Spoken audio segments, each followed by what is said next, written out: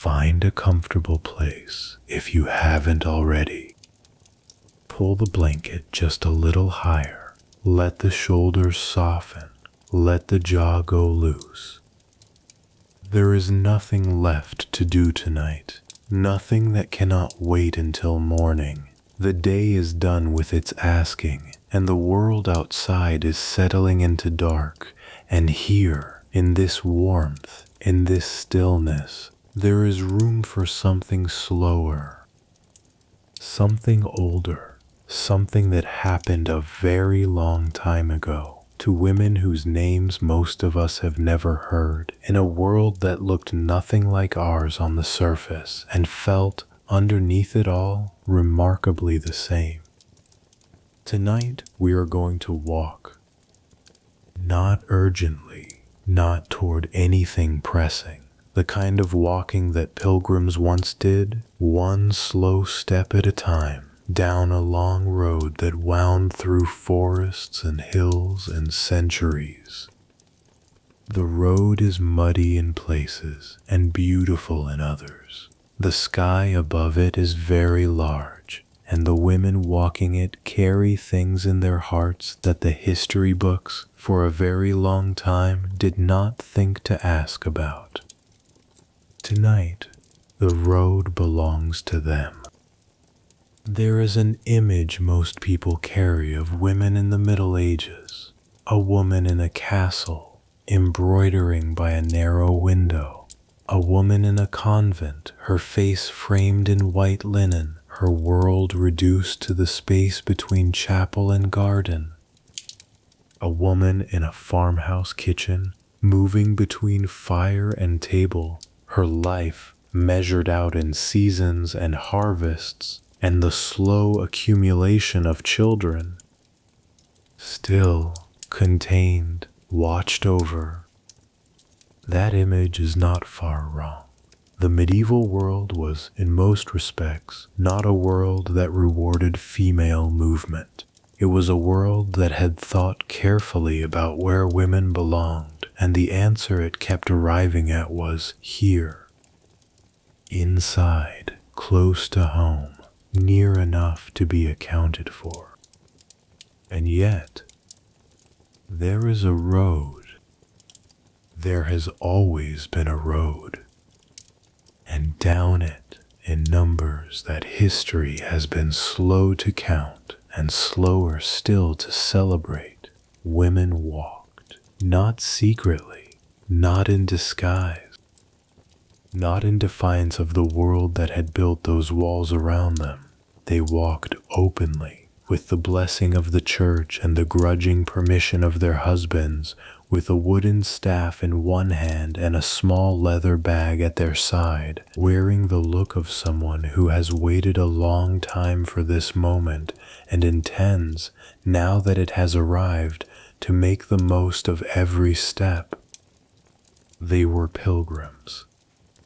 And pilgrimage, this ancient, exhausting, expensive, deeply human practice of walking toward a holy place in the hope of something you cannot quite name, was for medieval women something far more layered than it appears at first glance. It was, yes, an act of faith. It was, yes, a religious obligation for some and a desperate bid for a miracle for others. But it was also, and this is the part that stays with me, the part that I think makes the story matter, the only legitimate reason a woman of the Middle Ages could give for leaving. Not, I need air. Not, I need to think. Not, I need to find out what kind of person I am when no one who knows me is watching. Just, I am going on pilgrimage. And the world, extraordinary as it seems, stepped aside. Women walked to Canterbury and to Rome. They walked to Santiago de Compostela in the far northwest of Spain. a journey that took 6 months on foot through mountain passes and foreign villages and roads that offered no guarantees at all. They walked to Jerusalem. Yes, some of them walked to Jerusalem, crossing seas and deserts and the full dangerous breadth of the medieval world, in long wool skirts, in bodies that were often aging and often aching, carrying grief and hope in equal measure, and refusing, absolutely refusing, to be still. They became something in that walking, something the world they came from had no name for. They became women who had been somewhere. Women who had made decisions for themselves in strange places, who had navigated, negotiated, gotten lost, and found their way, who had prayed at midnight under open sky with no roof between them and God and no husband beside them to mediate the conversation, who had met strangers and argued with priests and discovered, perhaps to their own surprise, that they were considerably more capable than anyone had suggested.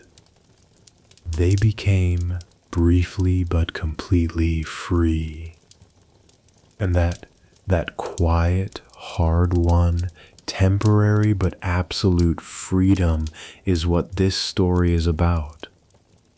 This is their story. Welcome to Dreamy Ages. If this kind of slow, immersive history is something that calls to you, please consider subscribing so that stories like this one find their way to you on the nights when they are most needed. Before the walking begins, there is a thought worth sitting with, a thought about what makes this story surprising at all. Most people, when they think of the Middle Ages, assume they already know where women fit into the picture. The image is a familiar one. A woman in a great house, managing children and servants and linen, present and purposeful within the domestic sphere. A woman in a convent, moving between prayer and silence. A woman at a market. A woman at a loom. A woman in the background of someone else's story. Always, somehow, in the background. And the assumption underneath all of these images is that women stayed, that they were, by the design of their world, a stationary presence in a world of male movement. But the historical record tells a different story, a stranger, quieter, more human story. Because the medieval world had, without quite intending to, left a door open. Not a wide door, not a door that any woman could simply walk through without cost, but a door real and recognized that led out onto the road. That door was pilgrimage. And the church, the same institution that denied women the priesthood, that kept them out of the universities, that ruled their bodies and their property through the apparatus of canon law, had, in the doctrine of pilgrimage, created something it perhaps did not fully foresee, a category of travel that was not just permitted for women but spiritually praised, a form of leaving home that was holy, an absence from the household that was devotion rather than dereliction. For 500 years, women recognized that door, and they walked through it. That is the heart of this story, not simply that they went, though the going itself is remarkable, but what the going meant, what it required, what it cost, and what, quietly, it changed. Historians who have studied the pilgrim routes of medieval Europe have found women's names at every level of the record, in church accounts, in guild registers, in the miracle books kept by shrine custodians, in letters and wills and court documents that mention, almost in passing, a woman who went or was planning to go or had just returned. The numbers are impossible to establish precisely, but the pattern is unmistakable. On some routes and in some periods, women may have made up close to half of all pilgrims. On shorter routes, the kind that could be walked and returned in a week or two, the proportion of female travelers was sometimes higher still.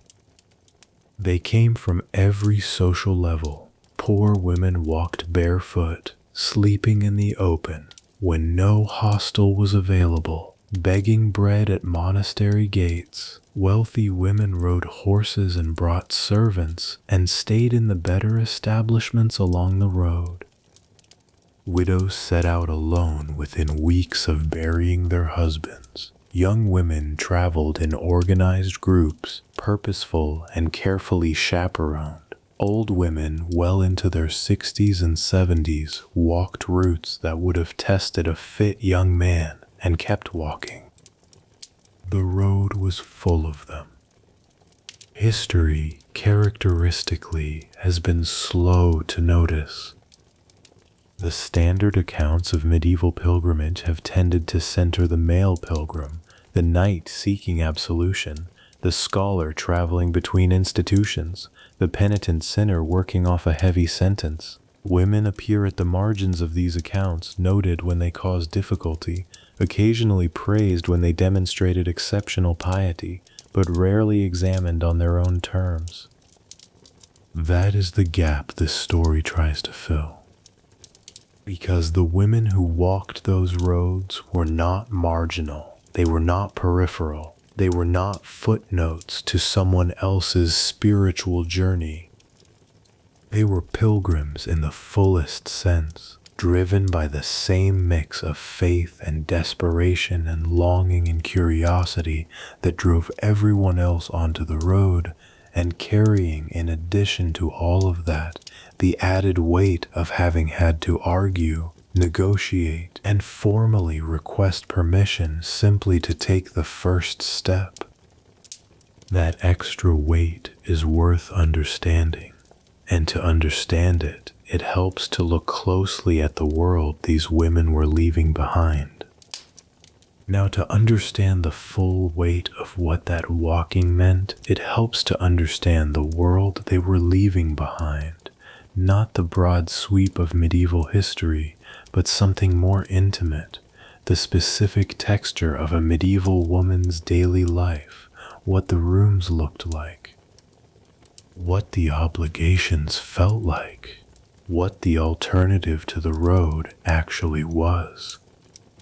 A woman of the 14th or 15th century in England, and it is England we will return to most often in this story, though these women walked all across Europe, lived inside a legal and social structure that had very little interest in her as an individual. Her identity in the eyes of the law was largely absorbed into her husband's. She could not, in most circumstances, own property independently of him.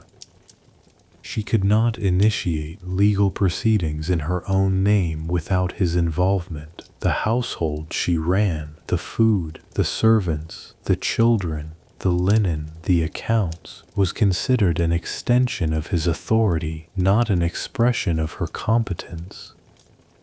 This is not to say medieval women had no power. They did. It was real, and it was exercised every day in the management of complex households, in the running of family businesses when husbands were absent or incapacitated, in the networks of female knowledge and mutual support that existed within and between communities.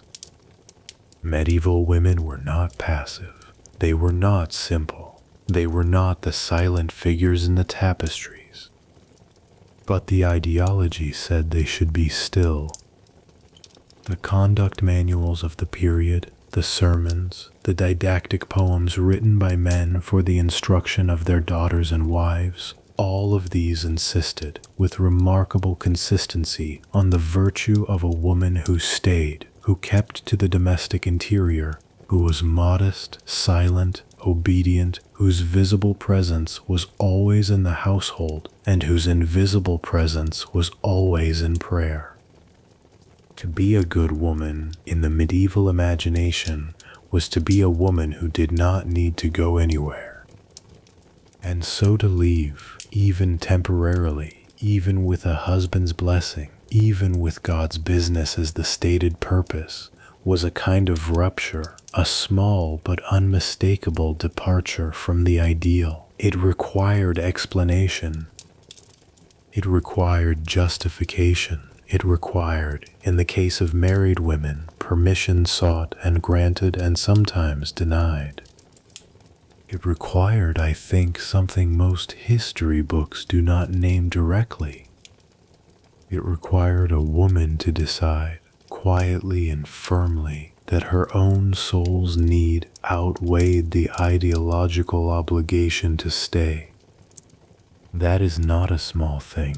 In a world where women's spiritual lives were largely mediated by priests and husbands and institutional structures they could not control, the act of undertaking a pilgrimage was a claim on one's own spiritual agency.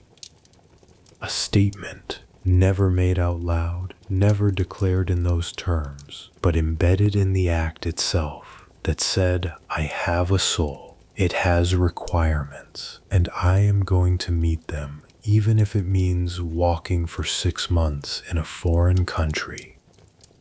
That is what makes these women worth knowing.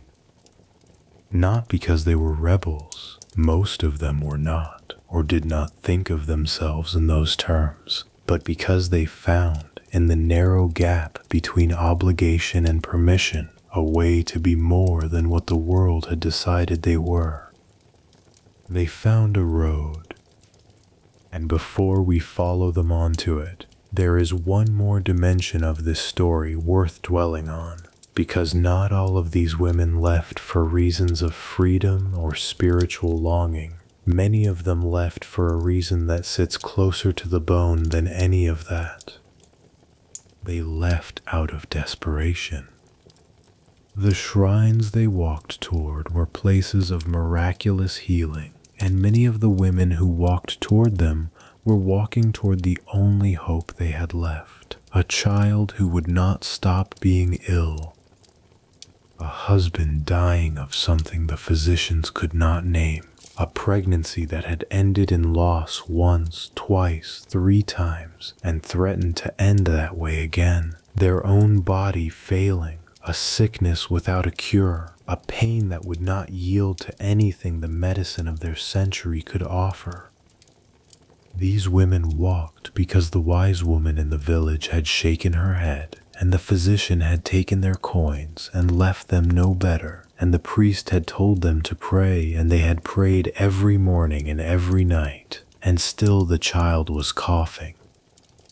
Underneath all the theology, all the social history, all the intricate complexity of medieval canon law and gender politics, there is this, a mother who would walk to the edge of the known world if it meant her child would be well in the morning. That is not medieval. That is not historical. That is so deeply and recognizably human that it crosses every distance between that century and this one without effort. And it is, perhaps, the quietest truth this story offers, that the things people have always walked toward, healing, meaning, escape, transformation, the possibility of something better, have not changed. The roads have changed, the shrines have changed. But the walking and what drives it, and what a person carries in their chest when they go, that remains constant across every century. In the parts of this story that follow, we will walk the road together. We will step into the preparations, the wills, the documents, the objects packed and blessed and carried. We will meet some of the women who left records behind and linger with the thousands more who left none. We will walk into the inns and the hostels and the open fields, into the long days and longer nights of the road. We will arrive at the shrines, and we will follow these women home again, to ask the question that the history books so rarely ask: what happened after? But that is where we are going. For now, it is enough to know that the road existed, that women found it, and that the story of what they did with it is one worth staying awake a little longer to hear. Let us begin then where every pilgrimage began, not on the road, but before it, in the room where the decision took shape. Somewhere in England, sometime in the early 14th century.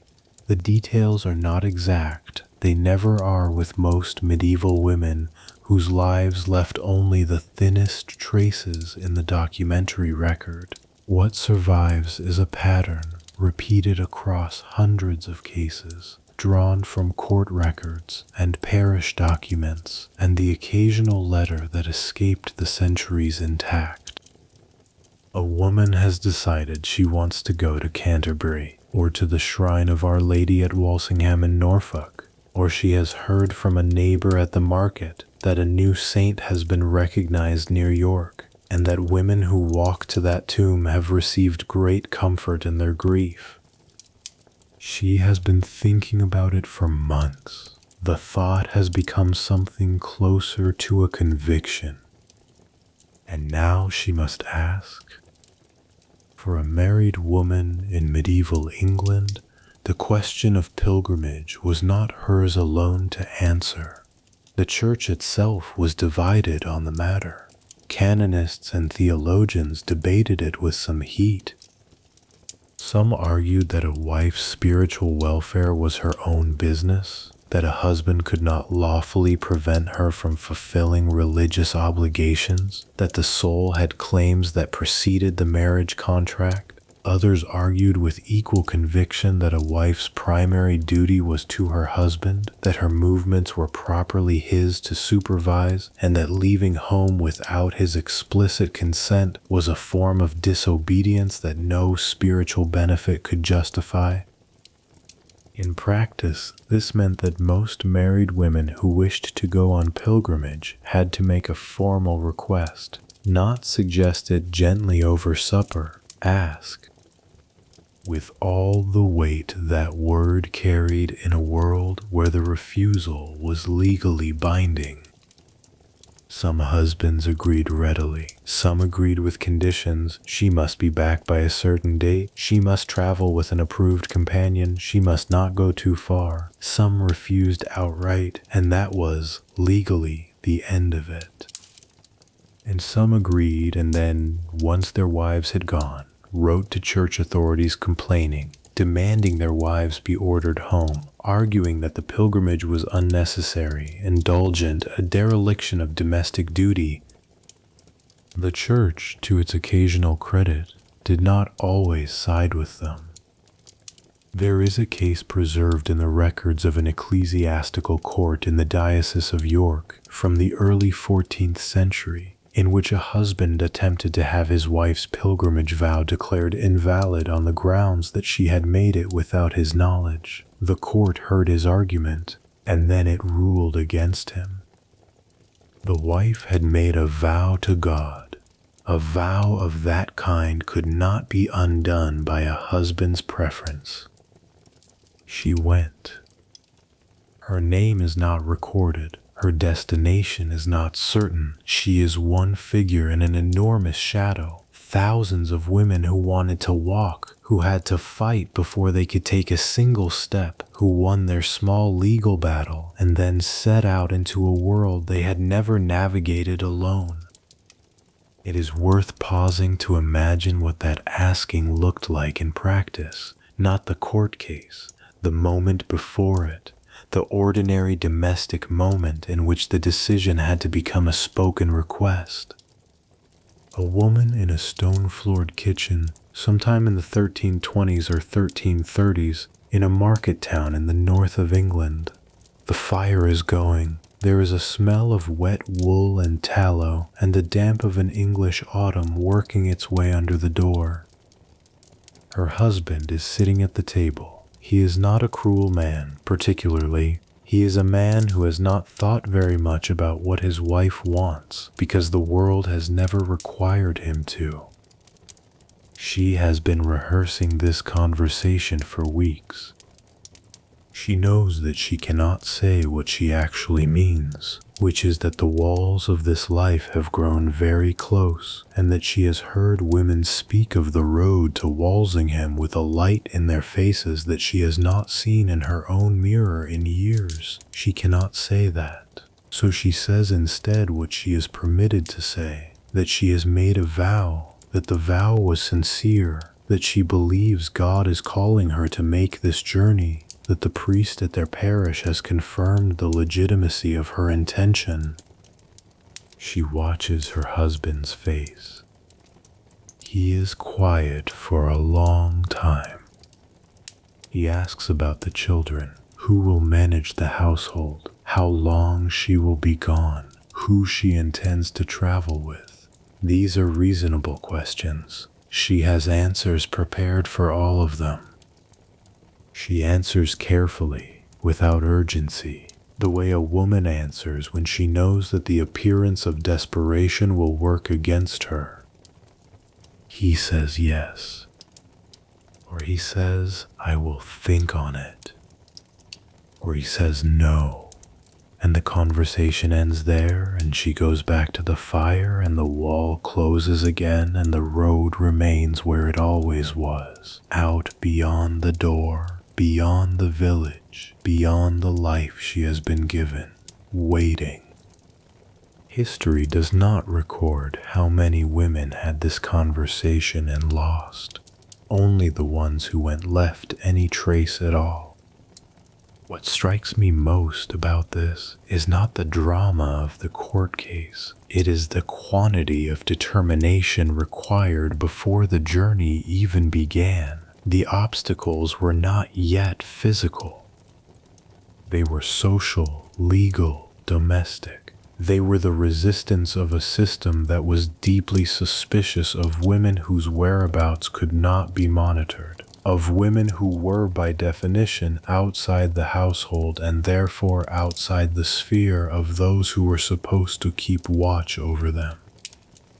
There were voices in medieval society who said, quite openly, that women had no legitimate reason to go on pilgrimage at all. The satirists and the sermon writers were not gentle on this point. Women who traveled, they warned, were not going for God.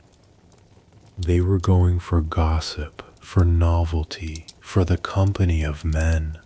The road, they insisted, was a place of moral hazard for female pilgrims. The mixing of strangers, the long evenings in roadside inns, the distance from supervision, all of this made pilgrimage, for women, less a spiritual exercise than a spiritual risk. This is a deeply unfair accusation, but it is also unwittingly revealing, because what the satirists were actually describing, underneath all the moralizing, was precisely what made pilgrimage significant for women. The road was a place of genuine freedom. It did involve encounters with strangers. It did take women away from surveillance. It did create space for a kind of experience that the domestic world could not offer. And that was, for some women, part of why they went. Not all of them, and perhaps not most. Many medieval women who undertook pilgrimage went for exactly the reasons they stated: genuine devotion, the fulfillment of a vow, the desperate seeking of a miracle. The spiritual dimension of these journeys was real and should not be reduced to something merely sociological. But the other thing was also real. The freedom was also real. And the medieval women who felt it were not deceiving themselves or anyone else. They were simply finding, in the only form the world would permit, what human beings have always needed: the experience of moving through a larger world, of being a person on a road rather than a person confined to a single room. Widows had considerably more latitude. A widow in medieval England occupied a legal position that was, by the standards of the period, remarkably independent. She could own property, enter contracts, appear in court in her own name. She needed no husband's permission to go anywhere, and the historical record shows that widows took full advantage of this, setting out on pilgrimage sometimes within weeks of a husband's death, traveling further and more ambitiously than their married counterparts could typically manage. Some historians have suggested, not unkindly, that widowhood and pilgrimage were sometimes connected by something more practical than grief. The road was, among other things, a relief, but even when that was true, it does not diminish the significance of what these women were doing. They were using the freedom that death had given them to go towards something, healing, meaning, understanding, the feeling of a horizon that actually moved. Consider a widow from the town of Beverley in Yorkshire, a name and place drawn from the pattern of records rather than any single surviving document, but representative of dozens of women whose traces remain in wills and guild registers from the late 14th century. Her husband has been dead for 6 weeks. The household is still heavy with it. The specific silence of a room that used to have someone in it and now does not.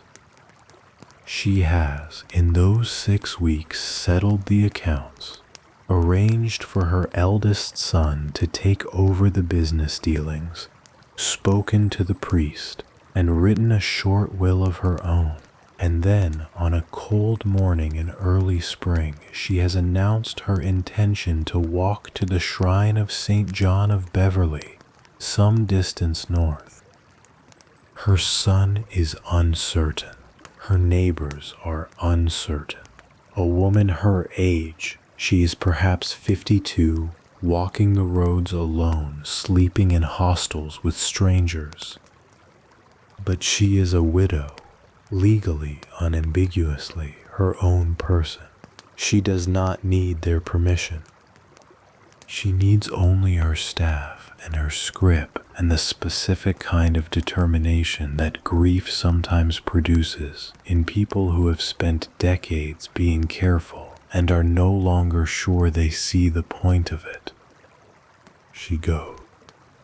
What she thinks about on that road, what resolves in her, or releases, or breaks open entirely, no record tells us, but she goes, and she comes back.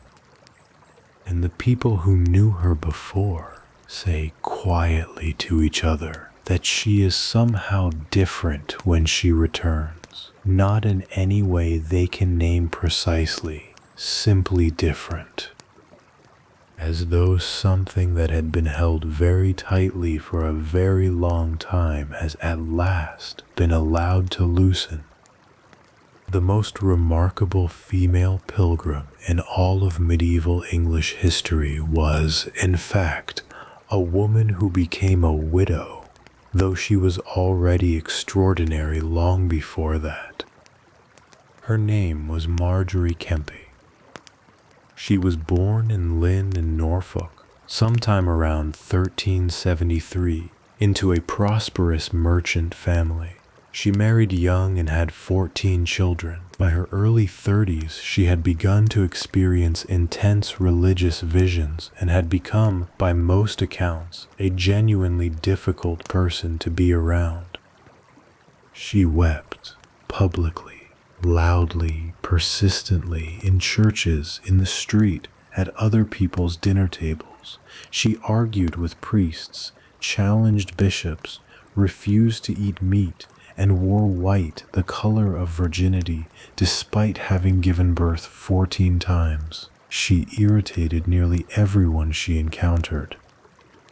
She also, in her 40s, undertook a series of pilgrimages so ambitious that they would be extraordinary for anyone. Jerusalem, Rome, Santiago de Compostela, Germany. She walked thousands of miles on roads that were unpaved and often dangerous, argued continuously with her fellow travelers, wept dramatically at every shrine, and then came home and dictated the entire account of her life and journeys to a series of scribes, producing what is now recognized as the first autobiography written in the English language.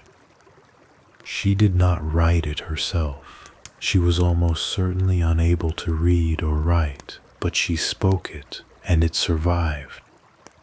We will return to Marjorie many times in this story because her account is one of the only direct records we have of what it actually felt like, physically, emotionally, spiritually, to be a woman on those roads. For now, she stands as an emblem, imperfect, irresistible, unstoppable, a woman who understood in her own complicated and passionate way that the road was hers to walk.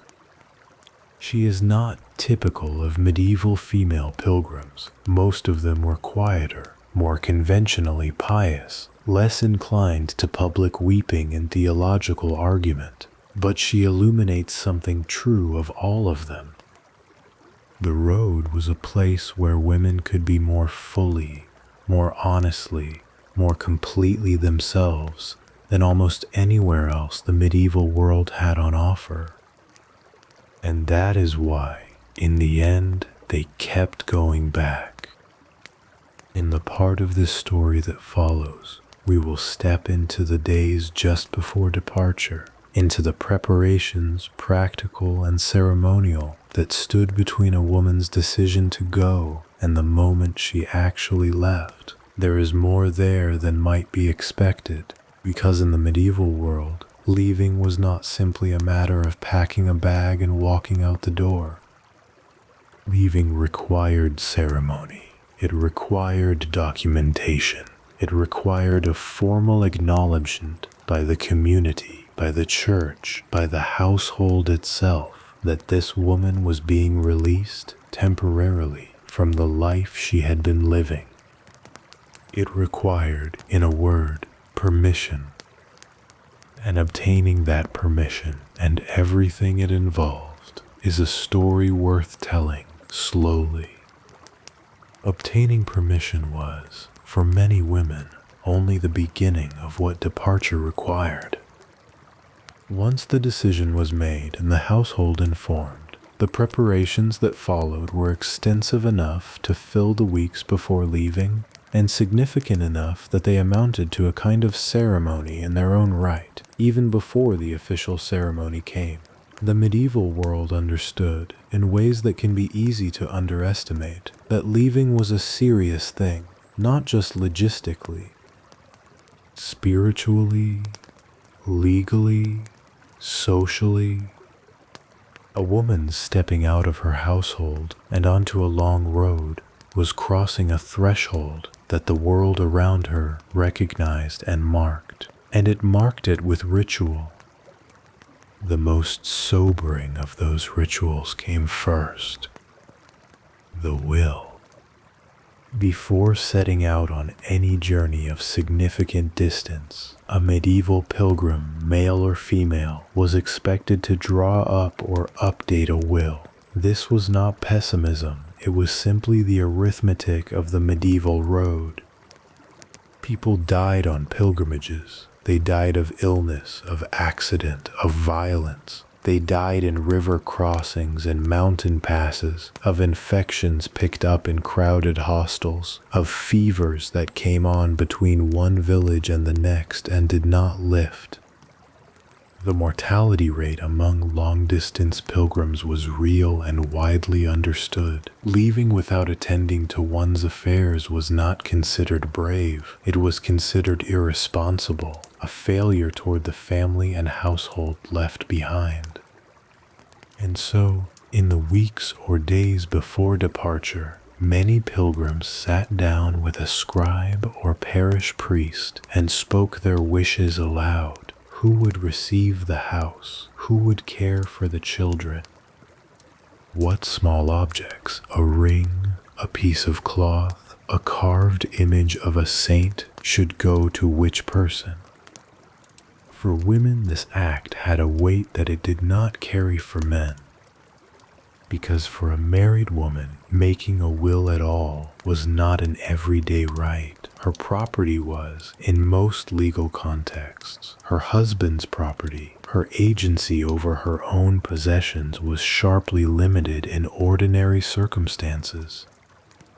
But a woman about to undertake a serious pilgrimage occupied a brief legal and social window in which her individual spiritual agency was formally acknowledged, and with it her right to speak about what she valued and who should receive it.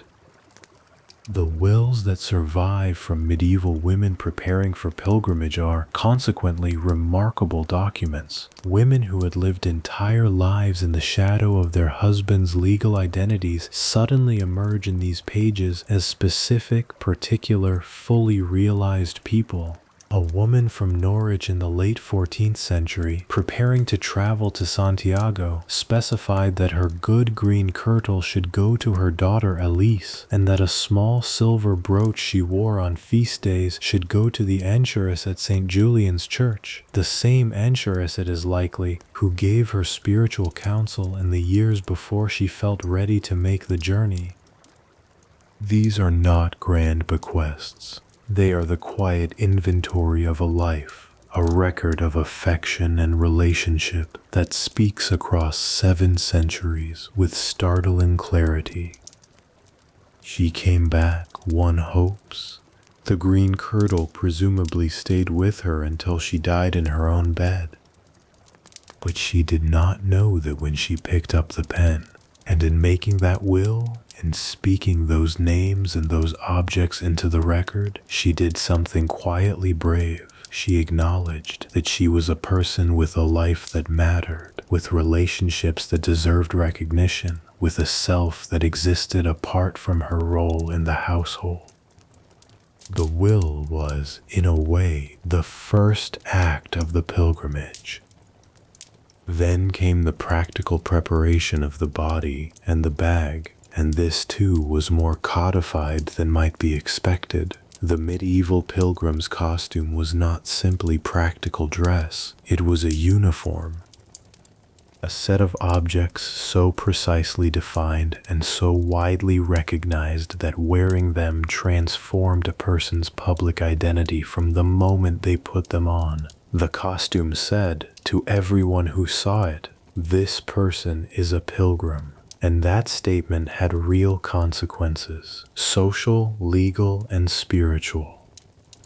The staff came first, a long walking stick, traditionally made of ash or hazel, though on some routes palm wood brought back from the Holy Land was considered especially powerful. The staff steadied the body on uneven ground, helped with river crossings, and served in extremis as a defensive weapon. But its symbolic function was at least as important as its practical one. It was a sign, visible from a distance, legible to anyone on the road. In a world without passports or identity documents in any modern sense, the pilgrim's staff was a form of announcement. I am set apart. I am traveling under God's protection. Do not harm me. The scrip was the second essential, a small leather bag worn at the waist or over the shoulder, deliberately modest in size. It held what was necessary and nothing more. A few coins, a knife, perhaps a piece of bread for the first day of walking, a small image of a saint for private prayer, sometimes a relic or a blessed object pressed into the pilgrim's hands by the parish priest at departure. The scrip's smallness was not merely practical. It was theological. A pilgrim was supposed to travel in a condition approaching poverty, dependent on the charity of strangers, unable to insulate herself from the world through wealth. The road was meant to be uncomfortable. That was part of what made it transformative. Then there was the hat, wide-brimmed, practical against sun and rain, and the cloak. And across all of this, as the journey progressed, the accumulation of the objects that have fascinated historians and archaeologists ever since, the pilgrim badges. These small lead and tin badges were sold at shrines throughout medieval Europe, and they are among the most evocative objects to survive from the medieval world. They were mass-produced souvenirs, perhaps the first true souvenirs in the modern sense, stamped with the image of the saint or holy site at each particular shrine. The scallop shell was the badge of Santiago de Compostela, so universally recognized that it became the symbol of pilgrimage itself, worn today by walkers on the Camino who have no religious intention whatsoever. Canterbury sold badges showing the face of Thomas Becket, or the tiny ampulla, a small flask said to contain water mixed with drops of the martyr's blood. Walsingham had its crowned image of the Virgin. Rome had the crossed keys of St. Peter. A pilgrim who had walked to more than one shrine wore more than one badge, and the accumulation told a story. A woman returning from a long journey with 4 or 5 badges on her hat was making a statement visible to everyone she passed. She had been to these places. She had walked these roads.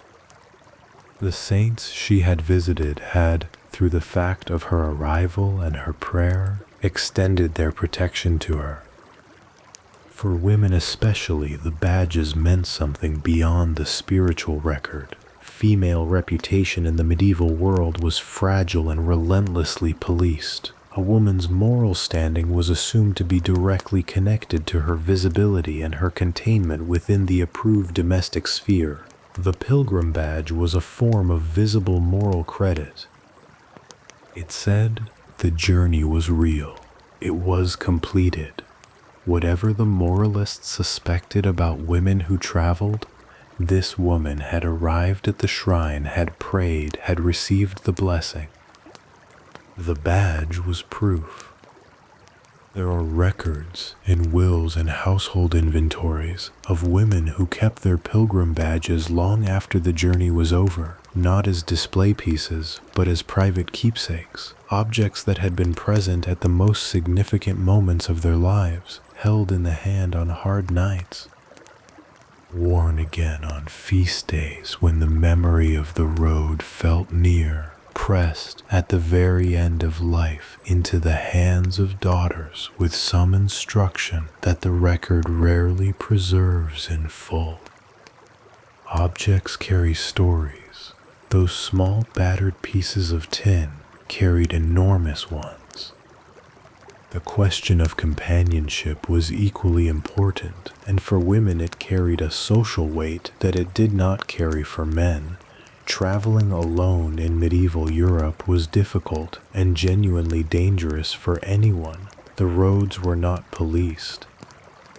Inns and hostels varied enormously in safety. Robbery was common. For women, the risk of violence was real and widely acknowledged, not as a reason to refuse permission necessarily, but as a reason to arrange carefully.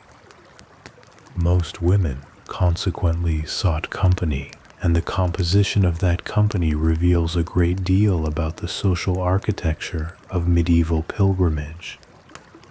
Some traveled with their husbands, which minimized the social complication but correspondingly limited the freedom. Some traveled with organized groups from their parish or guild, supervised by a priest or experienced pilgrim guide, structured, purposeful, collectively accountable. Some traveled in groups of women, organized around a shared vow or a shared destination which had its own distinct quality. A group of women moving through the medieval landscape without a male authority figure was unusual enough that it drew attention, and its members were consequently careful about their collective conduct and reputation.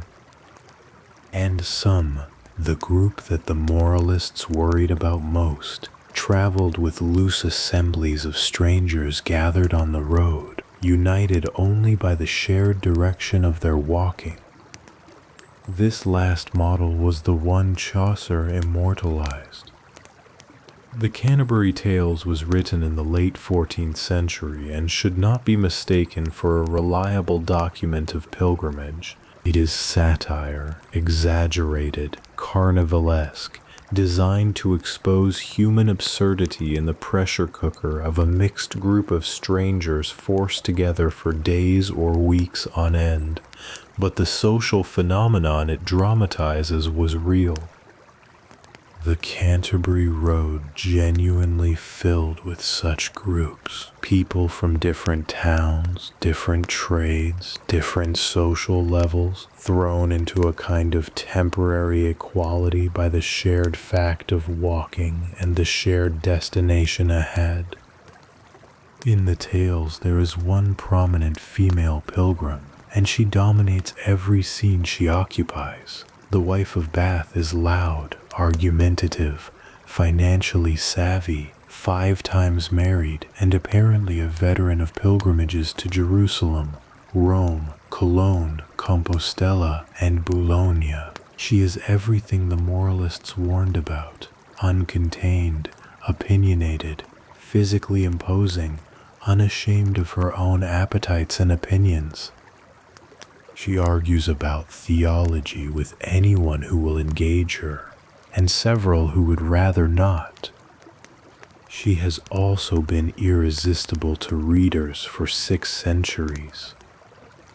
There is something in her that rings true even through the caricature, the truth of a woman who found in the Pilgrim Road a version of herself that was larger and louder and more fully realized than anything the settled domestic world had on offer. The road did that. It loosened something. When no one on the path knows who a person was before the journey began, when the only identity visible is the staff and the badge and the direction of travel, a person becomes briefly just a person. Not a wife or a widow or a merchant's daughter or a tradesman's mother, just a body moving through the world with a purpose it chose. That experience was not nothing. It left traces in people that their own households could see when they came home. The physical reality of a woman preparing her body for a long pilgrimage is another dimension of this story that deserves attention, one that the history books tend to pass over with a certain decorum, and one that is worth looking at directly. Long pilgrimage was physically demanding in ways that can be difficult to fully absorb. The route to Santiago from England required a sea crossing, then hundreds of miles on foot through France and over the Pyrenees.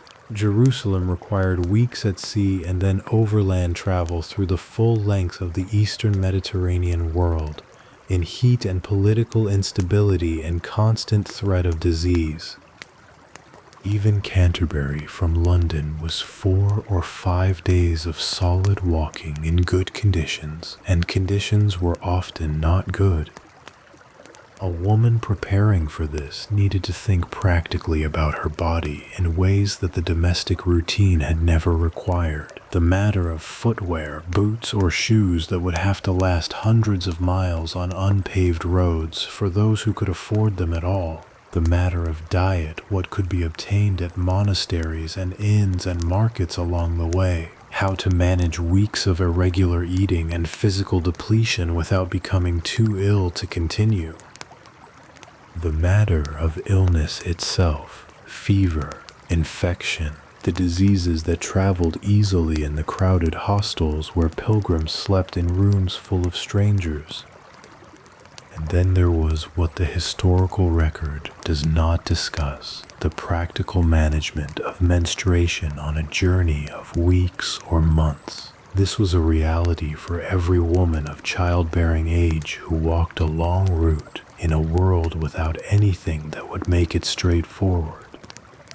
The silence in the sources is not evidence that it wasn't real. It is evidence that it was so firmly in the domain of female practical knowledge managed, navigated, simply dealt with, that no one recording the history thought it worth their attention.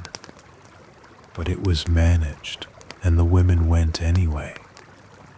That phrase, "they went anyway," is one worth holding, because the physical arguments for not going were real, and numerous, and available to anyone who wished to make them. A woman's body could, in the medieval period and in ours, be offered as a reason to stay still, to remain at home, to be careful.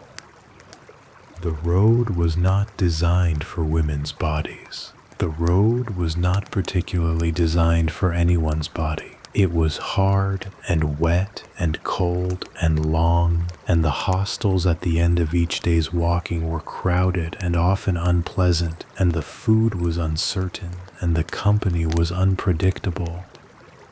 They went anyway. There is a kind of determination in that phrase that does not need dramatizing. It simply needs recognizing. The last formal preparation before departure was one of the most meaningful rituals the medieval church had to offer a female pilgrim, and one of the most quietly significant moments in her entire life. This was the departure blessing. In many medieval parishes, a pilgrim setting out on a significant journey received a public liturgical blessing before leaving. The community gathered. The priest performed specific rites developed over centuries for exactly this purpose. Prayers for safe travel, prayers for divine protection on the road, and a formal presentation of the pilgrim's staff and scrip as objects now blessed and sanctified for the journey ahead. These ceremonies were not merely ceremonial, they were transformative, in the precise sense that they changed how the pilgrim was recognized by everyone around her. From this moment, she occupied a distinct social and spiritual category, set apart, traveling under God's protection, released from certain ordinary domestic obligations, marked as a person in transit between one state of being and another. The church had a word for this kind of transitional status, liminal, on the threshold, neither fully in the old life nor yet in the new one. For a woman, this moment carried a gravity that is hard to fully capture in any description. Her wedding had been a ceremony about becoming a wife. Her churching after the birth of each child had been a ceremony about returning safely to the community after the danger of labor. Her funeral would eventually be a ceremony about leaving life.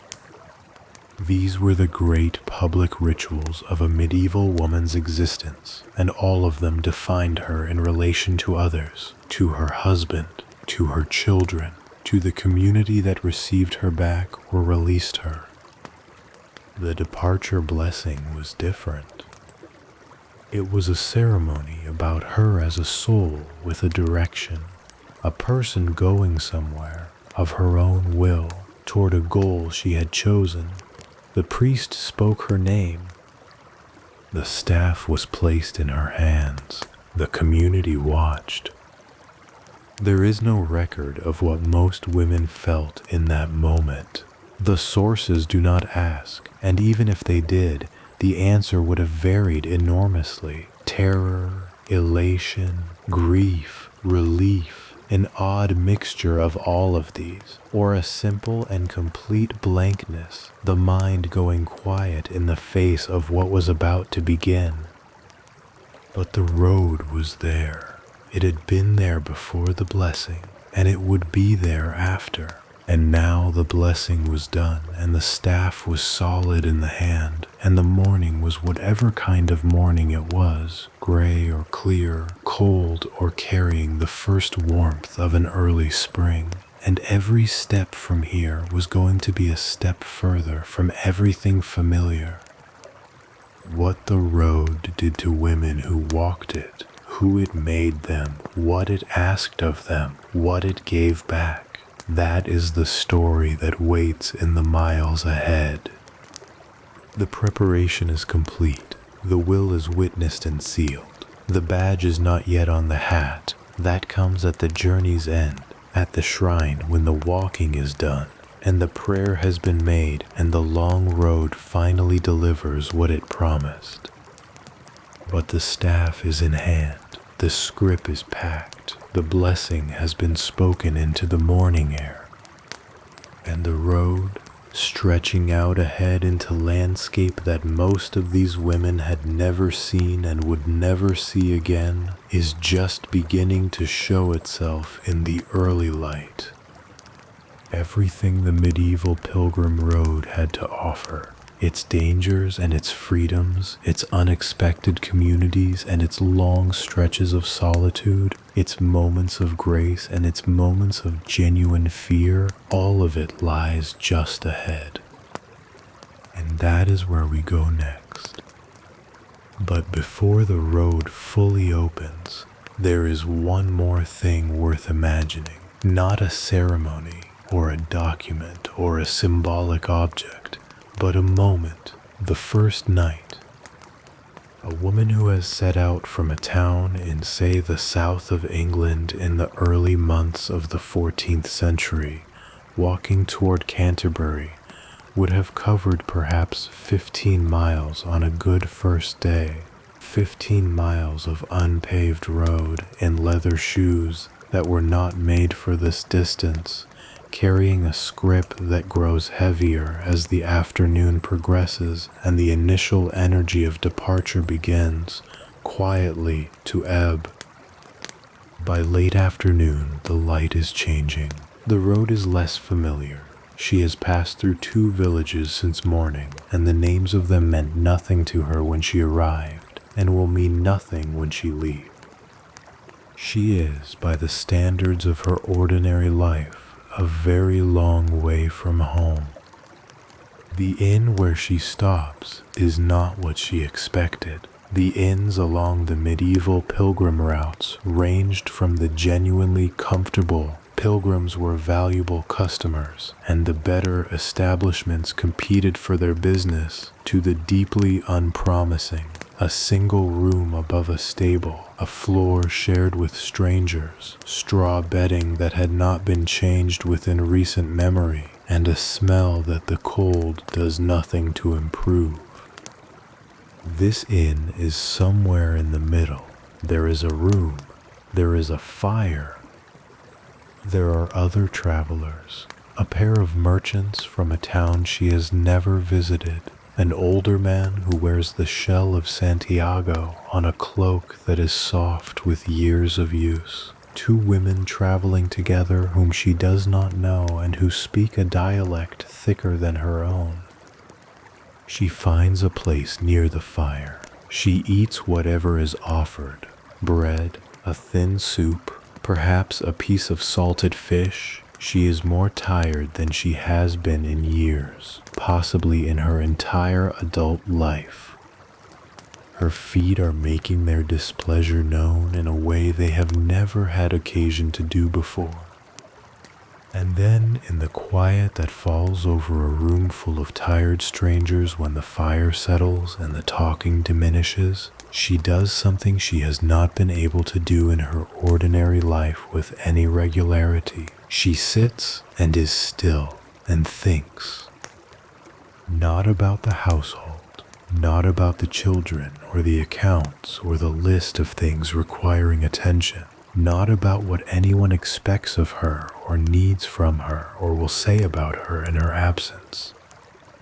Just the road tomorrow, the miles still to walk, the shrine waiting at the end of all of them.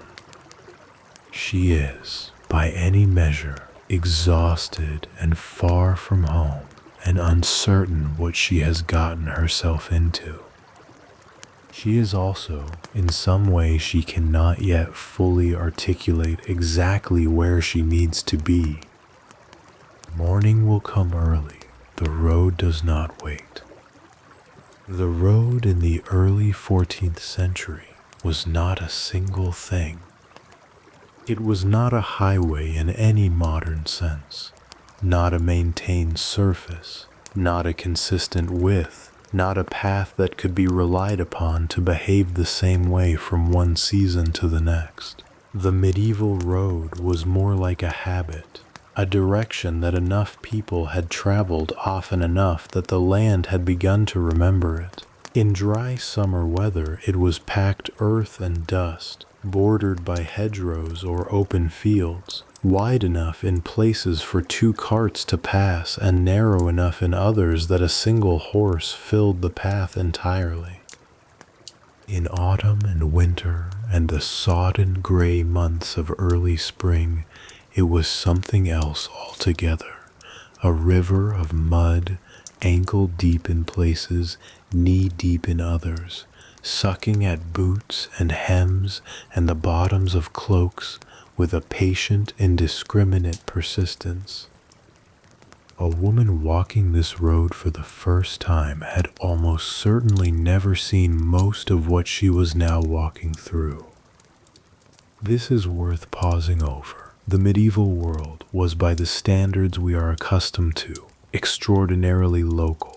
Most people in 14th century England were born, lived, and died within a radius of perhaps 10 or 15 miles.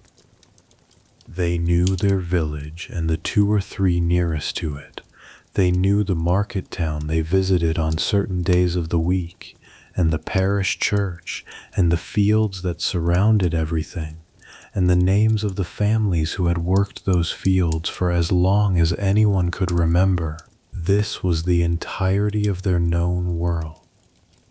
Not because they were incurious or unambitious, but because the medieval world simply did not produce the conditions that would take most people further. Pilgrimage was the exception.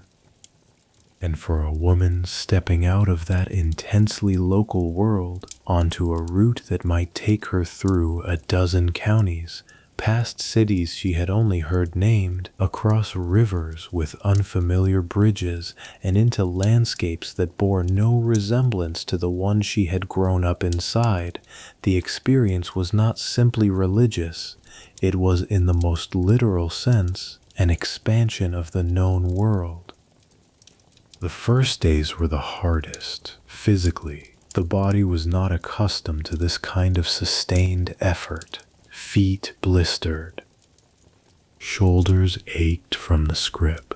The calves burned with the protest of muscles being asked to do something they had not previously been required to do for 6 or 8 hours at a stretch. Women who had spent their lives in the bounded physical world of the household, lifting, carrying, standing, bending, but rarely walking for an entire day without pause, found that the road demanded a reorganization of the body's understanding of itself. Most pilgrim accounts, even those that survive in fragmentary form, mention the feet. The feet were where the road made itself felt most immediately and most insistently. A woman walking to Canterbury from London would cover somewhere between 50 and 60 miles over 4 or 5 days. A woman walking to Walsingham from the south of England might cover 100 miles or more. The route to Santiago de Compostela from the French border alone was nearly 500 miles, and that said nothing of the journey to reach the border in the first place. By any standard, these were serious distances, and the feet that covered them paid the price. There were remedies of a kind. Pilgrims who could afford them wore leather boots or shoes that had been made with some attention to durability, and many carried a spare pair of soft cloth inner shoes to change into at the end of a long day. Monasteries and hospitals along the major routes often offered foot washing as a formal act of charity, a gesture with deep religious significance, echoing the gospel narrative and also genuine practical value. Some pilgrims carried small supplies of herbs known to have soothing properties, or applied tallow to the skin at night to prevent cracking. But mostly they simply walked through the pain, The road was not interested in comfort, and the pilgrim who expected comfort had, in the theological framework of the period, somewhat missed the point. The days settled into a rhythm after the first week. That rhythm is one of the more quietly compelling details of what these journeys actually felt like from the inside. A pilgrim's day began before dawn with prayer, either private, in whatever shelter had served as the night's accommodation, or communal, if a church or chapel was near enough to reach before setting out. The walking began as the light came up, ideally covering the longest distance in the cool of the morning before the heat of midday slowed the pace. A brief rest at noon if food could be found, more walking through the afternoon. And then the search for shelter as the light began to fail. An inn, a monastery guest house, a hospital run by a religious order specifically for the care of travelers, or, when none of these was available, a barn or a haystack or an open field under whatever the sky was offering. Meals on the road were simple and frequently inadequate. Bread was the staple, dark, dense, often stale by the time it reached the pilgrim's hands. Dried fish, particularly on the routes that ran near the coast or through monastic territories where Friday fasting rules were strictly observed. Ale or weak beer, which was safer to drink than the water in most places. Occasionally, at the better inns or monastic guest houses along the major routes, something warmer and more sustaining. A pottage of vegetables, a piece of salted meat, a cup of something that could reasonably be described as wine. For women traveling on limited means, and many were, food was often obtained through begging at monastery gates or accepting the charity of other pilgrims, wealthier travelers, or the households of rural estates along the way. This begging was not considered shameful. It was structurally part of the pilgrimage experience, both for the pilgrim who received charity and for the giver who performed a work of religious merit in offering it.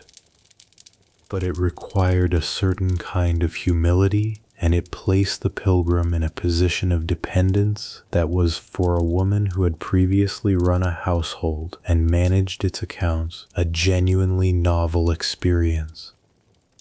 The inns deserve more attention than they usually receive in accounts of medieval pilgrimage, because the inn was where the social life of the road concentrated itself most intensely. And that social life was, for women pilgrims, both the most liberating and the most complicated aspect of the journey. A medieval roadside inn, at its best, was a lively and surprisingly sociable institution. The major pilgrim routes supported a thriving hospitality industry, and the competition for pilgrim custom drove some establishments to offer genuine comforts: clean straw bedding, hot food, stabling for horses, and a common room where travelers could sit by the fire and rest their feet and exchange information about the road ahead. At its worst, a roadside inn was a dark and malodorous room above a stable, the beds shared with strangers and livestock, the food barely identifiable, the atmosphere hostile to anyone who showed signs of having something worth stealing. Most inns fell somewhere between these extremes, and a traveler's experience varied enormously depending on the route, the season, and the state of her purse. What is most striking about the inn as a space, from the perspective of these women's journeys, is what it was not. It was not the household. It was not the domestic sphere.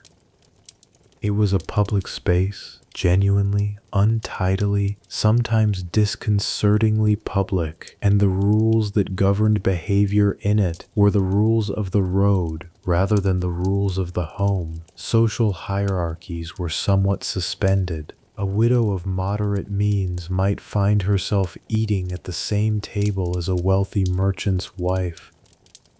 A poor woman walking barefoot from a village no one had heard of might sleep in the same room as a woman whose husband owned property in 3 counties. The mixing was real, and it was unusual, and it was noticed. It was in the inns and on the road between them that women pilgrims encountered something else they were not accustomed to encountering on their own terms: conversation with strangers. Not the managed, purposeful, household-oriented conversation of domestic life, but the rambling, curious, unexpected conversation of people who have nothing in common except the direction they are walking, political gossip from the cities. News of miracles at distant shrines, theological arguments, sometimes heated, stories of other pilgrimages, other roads, other countries. The opinions of people whose lives were organized completely differently from one's own. For a woman whose conversational world had previously consisted largely of family, neighbors, and the carefully modulated exchanges of the market, this was genuinely broadening, not always comfortable, not always welcome, but broadening. Marjorie Kempe, characteristically, found the conversational dimension of pilgrimage both exhilarating and excruciating. Her book, the account she dictated of her life and travels, is full of conversations on the road, arguments with fellow pilgrims who found her weeping disruptive and her opinions intrusive, debates with priests and bishops in the towns along the way who were deeply uncertain what to make of a middle-aged laywoman who spoke about theology with more confidence than many clergy, surprising moments of connection with strangers who recognized something genuine in her, however difficult she was to travel with. Her fellow pilgrims, it must be said, frequently tried to get rid of her. On her journey to Jerusalem, the companions who had agreed to travel with her grew so exhausted by her constant weeping, her strict dietary requirements, and her habit of delivering unsolicited spiritual commentary that they arranged more than once to leave without her, setting out before dawn in the hope that she would not catch up. She always caught up. The road was hers, whatever they thought about it. This pattern, the woman pilgrim who was tolerated rather than welcomed by her companions, who was considered too much of something by the people around her, who nevertheless refused to turn back, appears in enough accounts to suggest it was not unique to Marjorie. The road placed women in company they had not chosen, in circumstances they could not fully control, facing judgments and difficulties that the domestic world had not prepared them for, and it asked of them, repeatedly, a kind of stubborn self-possession that is very specific in its texture. Not aggression, not defiance, simply the refusal to accept that the road belonged less to her than to anyone else walking it. The dangers of the road were real and should not be romanticized. Robbery was common, most often on the less traveled stretches between major towns, and women were considered easier targets than men, less likely to be armed, more likely to be carrying money intended for offerings at the shrine. Violence, including sexual violence, was a recognized risk that shaped how women planned their journeys, who they traveled with, and what routes they chose. The major pilgrim routes had a degree of informal protection that the minor roads did not. There were more travelers, more witnesses, more frequent towns and religious houses where a woman in difficulty could seek refuge. But even on the major routes, the protection was uneven and largely dependent on the composition of the group around any individual traveler at any given moment. Women responded to this danger in practical ways, Traveling in groups was the most effective mitigation, and women who could not arrange a group from their own community often attached themselves to larger parties on the road, accepting the minor social complexity of traveling with strangers in exchange for the safety of numbers. Some carried small weapons, a knife in the scrip primarily, which had obvious practical uses beyond self-defense. Some traveled with dogs, which served as both companions and early warning systems in the darkness of a roadside inn. And some, it must be said, were simply afraid for stretches of the journey and kept walking anyway.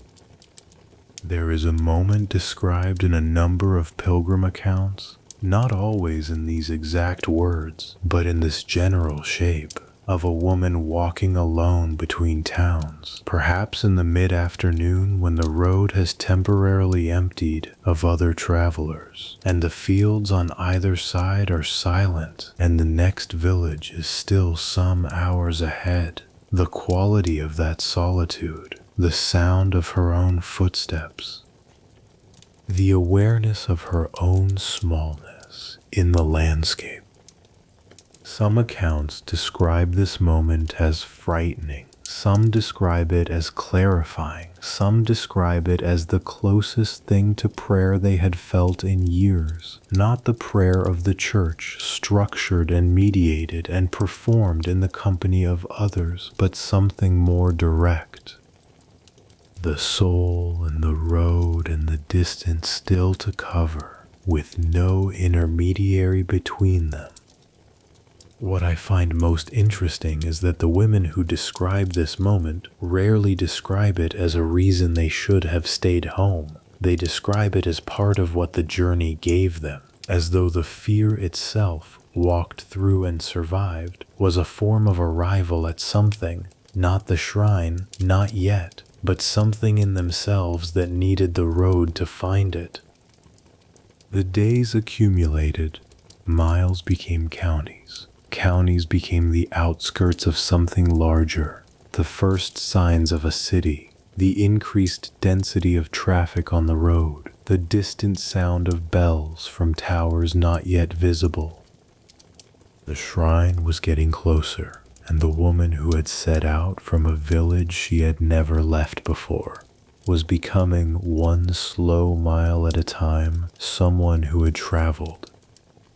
That transformation, so gradual it was difficult to see from the inside, was part of what the shrine was waiting to complete. But the shrine, and what it offered, and what it asked in return, is where we are going next. The question of what women talked about on the road when they traveled together is one that the historical record mostly declines to answer. The conversations that survive are the ones that made it into formal documents, disputes that ended up in church courts, encounters with church authorities that got written down, incidents memorable enough that a scribe later thought them worth recording. The ordinary talk of women walking together through the English countryside on a Tuesday afternoon in October has not survived, but something of its texture can be inferred. Women pilgrims who traveled in groups organized around a shared destination or a shared parish brought with them the accumulated knowledge and experience of lives lived in the same community. They knew each other's households, each other's husbands, each other's children, each other's losses. On the road, away from the specific social hierarchies of home, the deference owed to the wife of a more prosperous man, the careful management of relationships with women whose goodwill mattered practically, some of that could relax. Not entirely. Social rank did not dissolve simply because the surroundings had changed, but the road created, at least temporarily, a different kind of proximity. There is a picture that emerges from scattered references in letters and guild records and the occasional description by male clerics who observed female pilgrim groups with a mixture of admiration and unease. Women walking side by side, talking continuously, sharing bread, helping each other over difficult ground, tending to a fellow traveler who had turned an ankle or developed a fever, pooling their money when one of the group ran short. A temporary community with its own internal arrangements, its own small economies of care, governed by the logic of the road rather than the logic of the household. This community could be fierce in its loyalties. There are records of women pilgrim groups who collectively refused to let another traveler be cheated at an inn, who banded together to report a suspicious encounter to the local authorities, who stayed an extra day at a hostel rather than abandon a sick companion to strangers. The road asked for solidarity in a way that ordinary life did not always permit, and women, it appears, frequently rose to that asking. It would be misleading to suggest that all female pilgrim companionship was harmonious.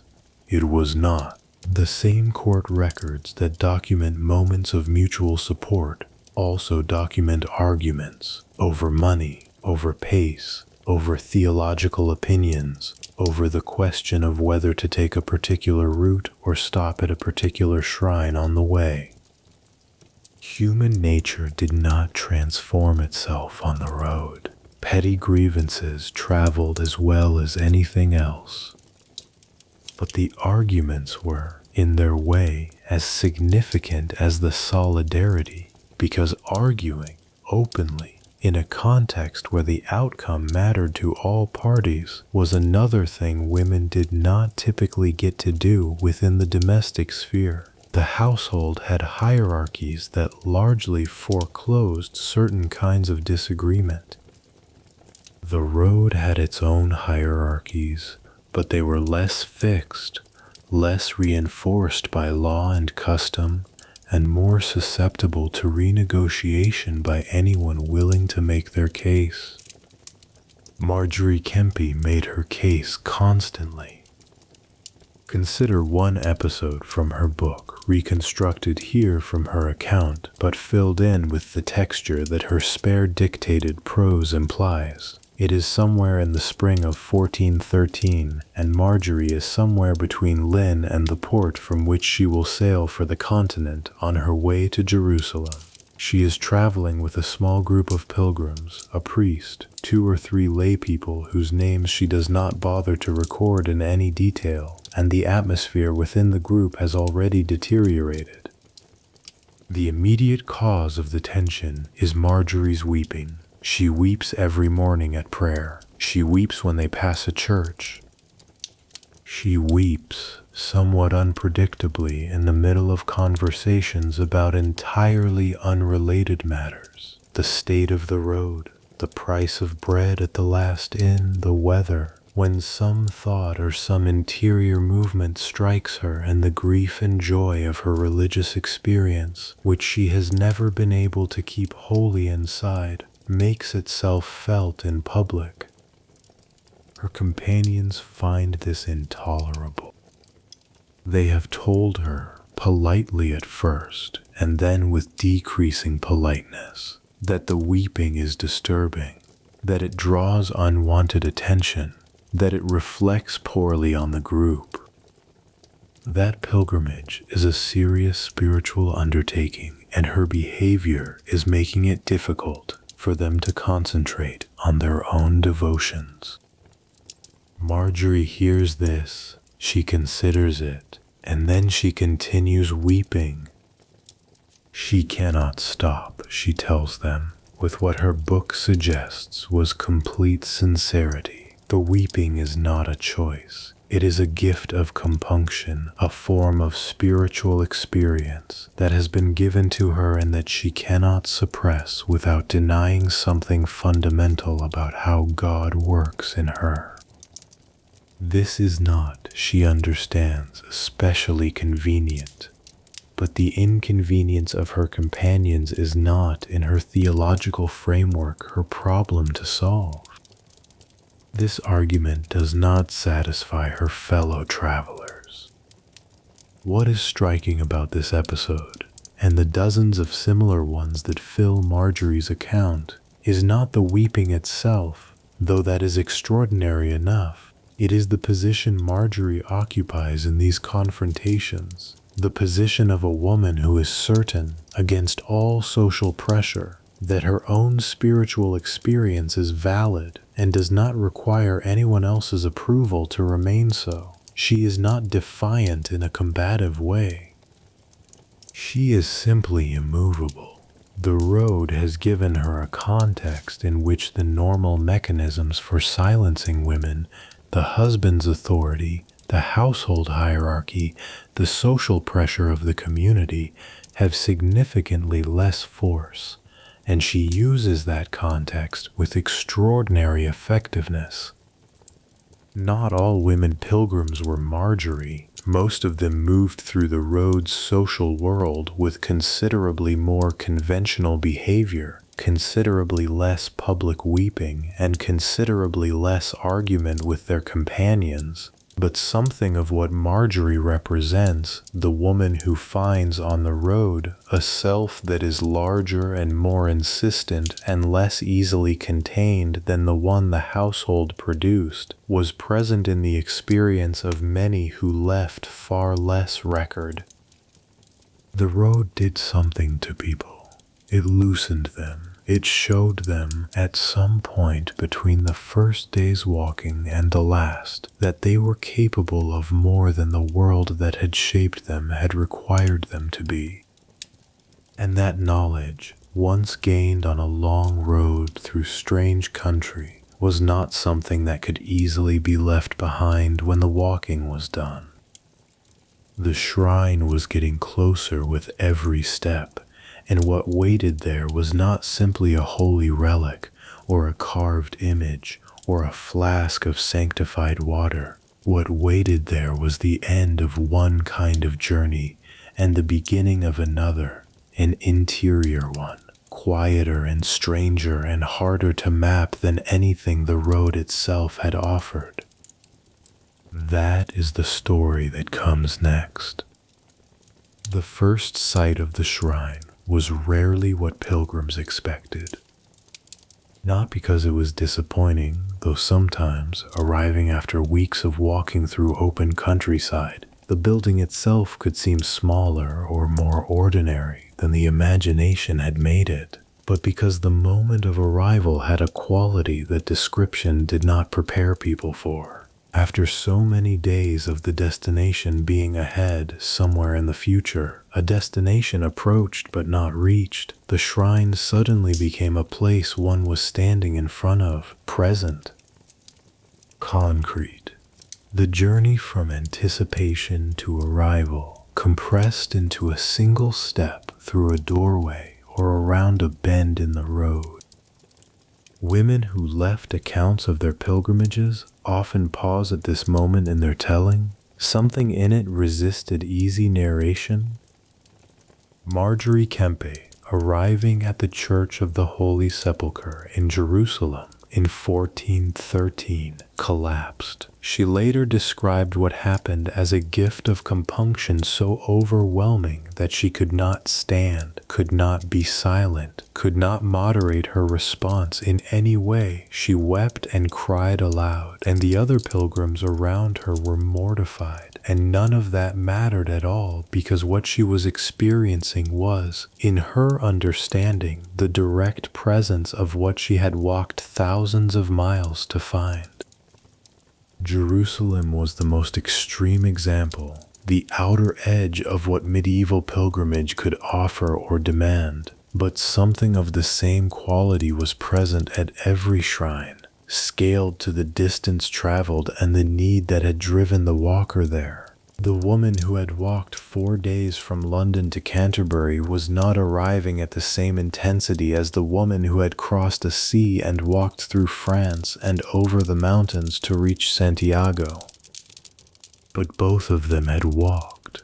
Both of them had put distance between themselves and the life they usually inhabited. Both of them were standing somewhere they had decided, against all the friction of the world that tried to keep them still, to reach.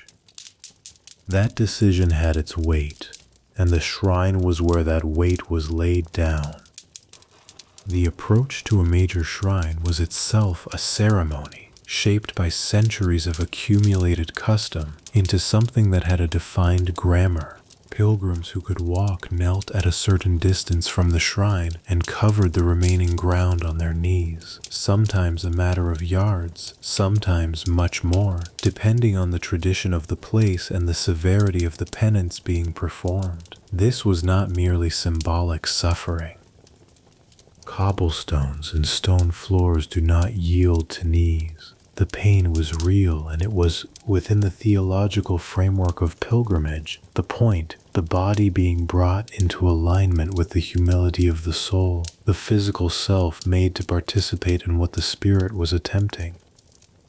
The major English shrines each had their own approach. At Canterbury, pilgrims descended into the crypt beneath the cathedral to reach the tomb of Thomas Becket, martyred Archbishop of Canterbury, killed in his own cathedral in 1170 at the direction of King Henry II, and canonized within 3 years of his death. The descent into the crypt was a movement downward and inward, away from the light, into the stone dark of the undercroft, toward the tomb that had been drawing pilgrims from across Europe for 2 centuries.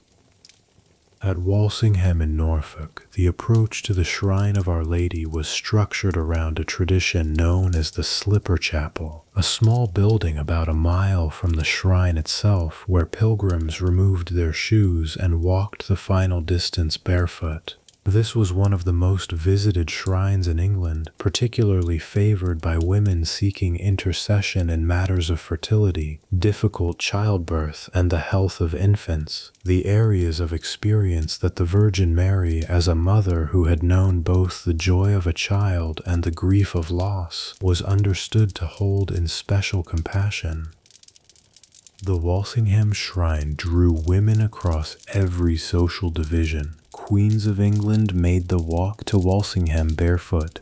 Women who could barely afford the journey walked from the furthest corners of the country to kneel at the same image. Catherine of Aragon visited and is believed to have prayed there for a son.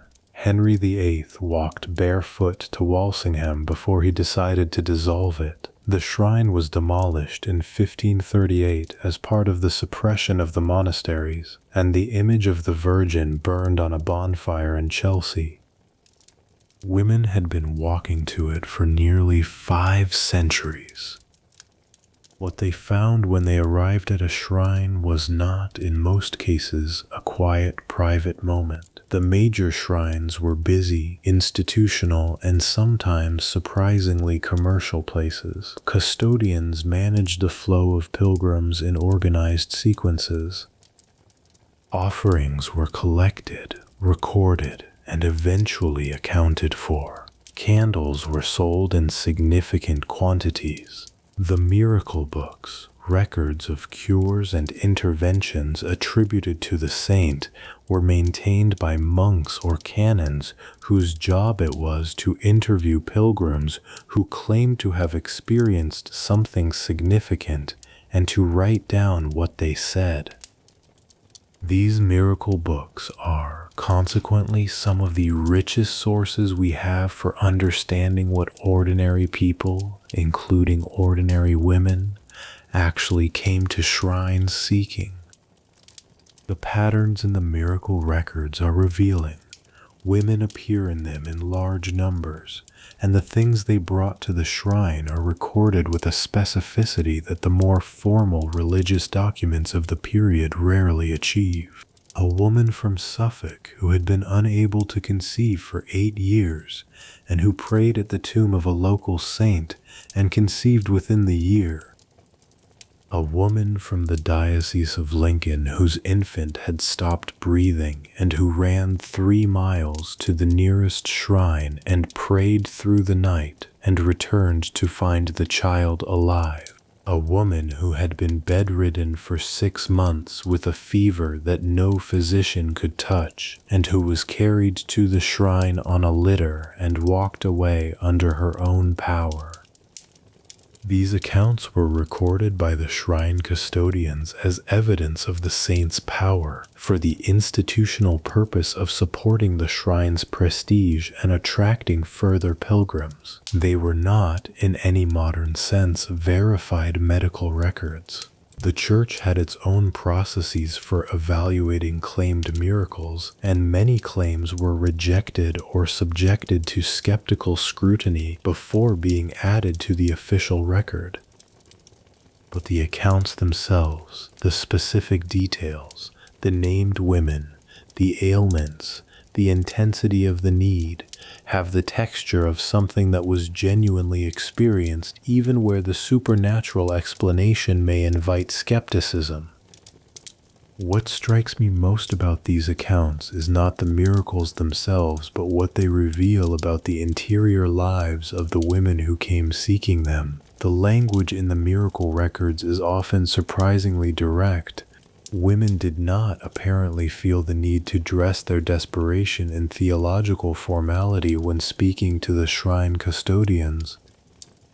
They said what they had needed and what they had experienced in the vocabulary available to them, without the layers of ecclesiastical decorum that characterized the official religious literature of the period. One account from the records of a shrine in the north of England, not precisely datable, but consistent with the late 14th century, describes a woman who arrived at the shrine after a journey of several days, having left her household in some disorder, and her husband skeptical. She had a growth in her abdomen that had been growing for 2 years, and that the local physician had told her was likely fatal. She had made a vow in the privacy of her own kitchen one evening after the children were asleep that she would walk to the shrine if the saint would intercede. She had told no one about the vow. It was between herself and the saint. She arrived. She knelt. She prayed for what she later describes to the custodian as a very long time. She had lost track, she said, of whether it was an hour or 4 hours. When she rose, she felt, she reported, a change. She described it as a loosening, not dramatic, not accompanied by light or sound or any of the more theatrical features that characterize some miracle accounts. Just a loosening, as though something that had been pulled very tight had quietly released. She walked home in 3 days, considerably faster than she had come. The growth, she reported some weeks later to the parish priest who added her account to the shrine records, had receded. Whether it had by any medical definition is impossible to know. What is clear is that she believed it had. What is clear is that she had walked there alone, in secret, on her own private authority, because she had decided that the saint was the only remaining option. That is the texture of what the shrine meant at the level closest to individual human experience, not institution, not theology, not the formal architecture of medieval Catholicism. A woman in a kitchen, alone, making a decision in the dark, and then keeping it. The objects pilgrims brought to shrines were as varied as the needs that brought the pilgrims themselves. Votive offerings, small figures of wax or metal representing the afflicted body part or the person who needed healing were placed at shrines in enormous quantities.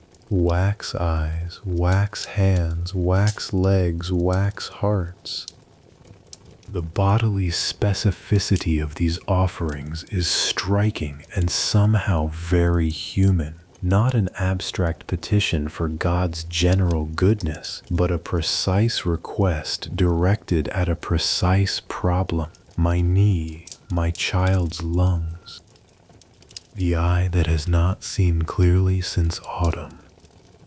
Women brought specific objects of deep personal meaning. A lock of a sick child's hair wrapped around a candle, a scrap of cloth that had been in contact with the invalid before the pilgrimage began, offered at the shrine and taken home again, now sanctified by the saint's proximity. A small image of the Virgin that had been in the family for generations and that was brought to be touched to the relics of the shrine and then carried back to serve as a household protection.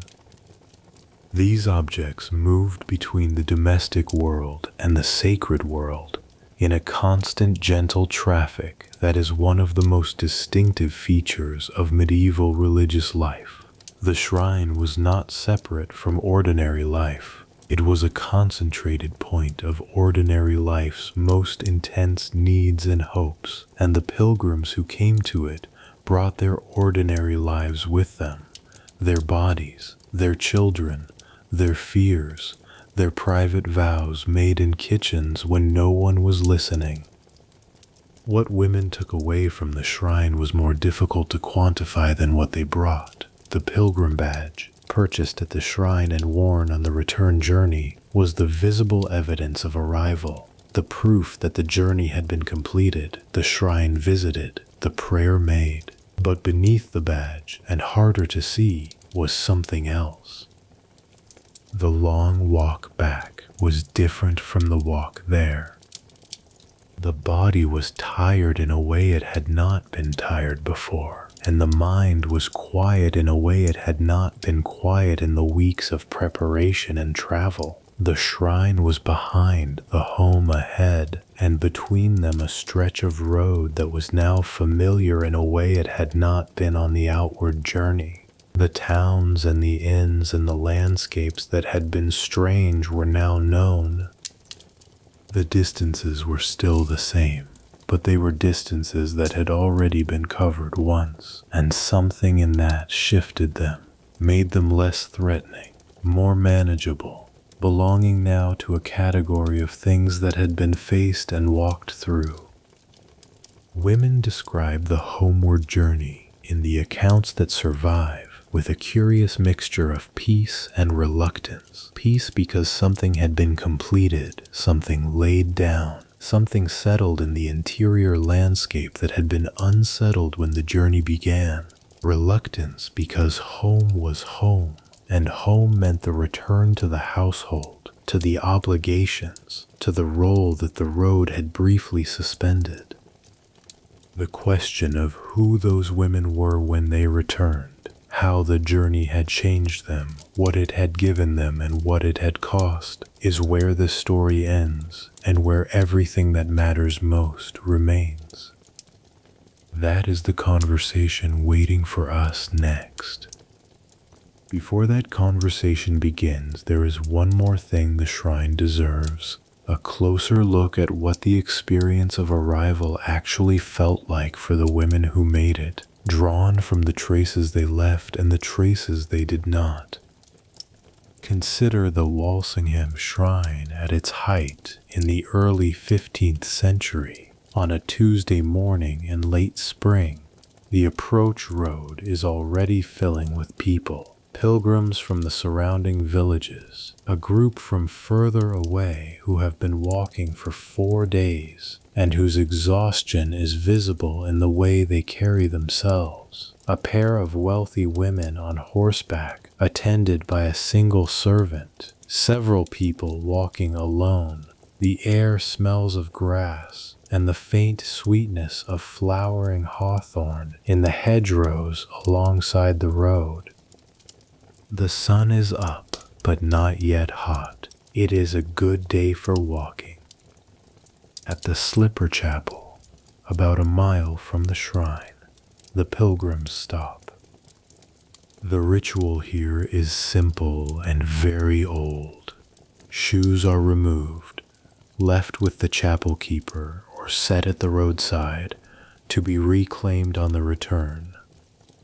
For wealthy women who have been riding, it means descending from the horse and beginning, for the first time on this journey, to walk. For women who have already been walking for days, it means removing whatever protection their feet have had and completing the final mile in direct contact with the earth.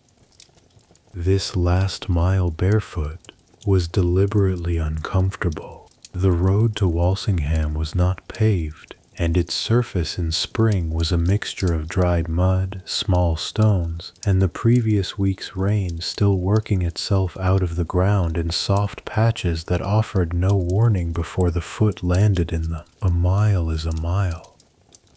It is not very far, but a mile walked barefoot on that ground in a state of prayer, with the weight of whatever had driven the journey bearing down, was not a trivial mile. Among the people making this walk that morning, there is a woman we might call Margaret, not her real name, which the records have not preserved, but a name drawn from the most common female names in English parish records of the period. She is perhaps 40. She is walking from a village some 30 miles to the south, a walk she began 3 days ago, and she has been walking alone. She made this pilgrimage once before, 15 years ago, with her mother. Her mother has been dead for 8 years. She has not been back since. The reasons she is here now, the private arithmetic of need and hope, and the specific grief that does not announce itself clearly but simply accumulates until the road becomes the only response, she has not tried to put into words. The vow was made privately. The journey was arranged quietly. Her husband knows where she is. He did not object exactly. He also did not ask what she was carrying. The last mile is slow. The stones find the tender places on her feet with an accuracy that seems almost deliberate. Other pilgrims are around her. She can hear them, but the walk has turned her inward, the way the road eventually does when it has had enough time with a person, and she is not very aware of them. The shrine building appears in front of her. What she does at this moment is not recorded. Most women in most accounts at this moment fall silent, or fall to their knees, or find that something they have been holding very carefully for a very long time is suddenly too heavy to keep hold of. The shrine custodians who wrote the miracle records were practical people with a job to do, and they did not usually attempt to describe what happened to a pilgrim's face in the first moments of arrival. They recorded the claim, they evaluated the evidence, they wrote down the outcome. But the moment itself, that is in the space between the words. What the shrine offered was not only the possibility of miracle, it offered something more immediately available, more guaranteed, more available to anyone who arrived, regardless of whether the specific request was granted. It offered witness. The medieval world was, in most respects, not interested in what women felt. The institutional structures that shaped medieval life, the church, the law, the household, the guild, the court, were organized around what women did, what they produced, what they owed, what they were owed in return. The interior life of a woman was her confessor's business, and even there the relationship was structured around correction and guidance, rather than simply hearing. At the shrine, someone was listening. Not a confessor with the authority to prescribe penance, not a husband with the authority to refuse, not a neighbor with the capacity to translate what was said into reputation. A saint, dead for decades or centuries, whose attention was undivided and whose jurisdiction was entirely spiritual, who had no practical stake in what this woman wanted or needed or felt. The medieval theology of intercession held that saints, freed from the limitations of earthly existence, retained their compassion for living human beings and could carry petitions to God that might not otherwise find their way. The saint was not God, the saint was a listener, a carrier, a person who had been human and knew what it cost, and who could be trusted with the weight of what could not be said anywhere else.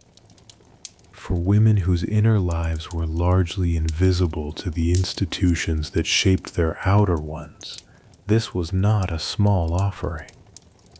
The offerings left at Walsingham by women across the 2 centuries of its greatest popularity run to hundreds of documented items, candles in shapes that specified their intention, small wax figures, jewelry, rings, brooches, hairpins, offered as thanks for prayers answered or as pledges for prayers as yet unanswered, the hair cut from a sick child's head and left at the feet of the Virgin's image. In several accounts, the pilgrims' badges from previous journeys left at this shrine as a kind of completed circle. All the roads I have walked have brought me back to this. It is the hair that stays with me most, the cut hair of a sick child, wrapped carefully and carried for days across the English countryside to be laid at the feet of an image of a mother who had watched her son die. The logic of it is so direct it bypasses all the theological apparatus between. One mother and another, and a distance that walking could close. The return journey began as soon as the pilgrim was ready. There was no set duration for the time at the shrine. Some stayed for an hour, some for several days, sleeping in the hostel attached to the shrine buildings and returning to pray each morning before setting out for home. The decision was individual, and it was the pilgrim's own to make. On the road south, walking away from Walsingham with the shrine behind her, and the badge newly placed on her hat, and whatever it was she had laid down still settling inside her, Margaret, or whoever she was, whatever her real name was already someone who had been somewhere. The household was waiting, the obligations were waiting, everything that the road had briefly suspended was waiting. But she was not the same person who had left it. Something had shifted in ways she could not have specified clearly and did not need to. The road had asked something of her and she had given it. The shrine had received what she had brought, and now the walk home was its own thing, not a journey toward anything she did not already know, but a different kind of travel, a return that was also, in some sense she could feel but not quite name, a continuation. The door that the road had opened did not close entirely when the walking stopped. That, in the end, is what the shrine gave back. And it is what we follow home in the last part of this story. The woman who came home was not quite the same woman who had left. This is not a dramatic statement. It is not a claim about transformation in the grand literary sense, about a person who departed as one thing and returned as another, unrecognizable to the people who had known her before. The changes the Pilgrim Road produced were subtler than that, and they were often internal, and they were frequently invisible to anyone who was not paying close attention. But they were real. A household that a woman returned to after a long pilgrimage was, in most respects, exactly what it had been when she left. The same walls, the same fire, the same children, slightly taller or slightly more trouble than before, depending on the age and temperament of the child. The same husband, carrying the accumulated minor grievances of weeks spent managing a household he did not usually manage, and the relief of her return, and the complicated mixture of pride and unease that some men felt about a wife who had been somewhere they had not. The same routines, waiting to be picked up where they had been left. And yet, something in the woman who returned had been, quietly but permanently, reorganized. The medieval church understood this, at least in principle. The theology of pilgrimage held that the journey affected a genuine spiritual change, not merely an accumulation of merit or the fulfillment of a formal obligation, but an interior transformation that the pilgrim carried back into ordinary life and that ought to be visible in the quality of that life thereafter. The returning pilgrim was supposed to be more patient, more humble, more genuinely charitable, more vividly aware of the proximity of death and the importance of the soul's business. The road was supposed to have done something to the soul, and that something was supposed to show. Whether it always did is another question. Human nature being what it is, the returning pilgrim was at least as likely to be tired and footsore and hungry for a decent meal as she was to be radiating spiritual renovation. The household did not always receive the returned pilgrim with the reverence the theology suggested it should. There are accounts of husbands who greeted their wives' return with immediate demands to know where things had been put and why the accounts were in such disorder, with no discernible interest in the spiritual dimensions of where she had been.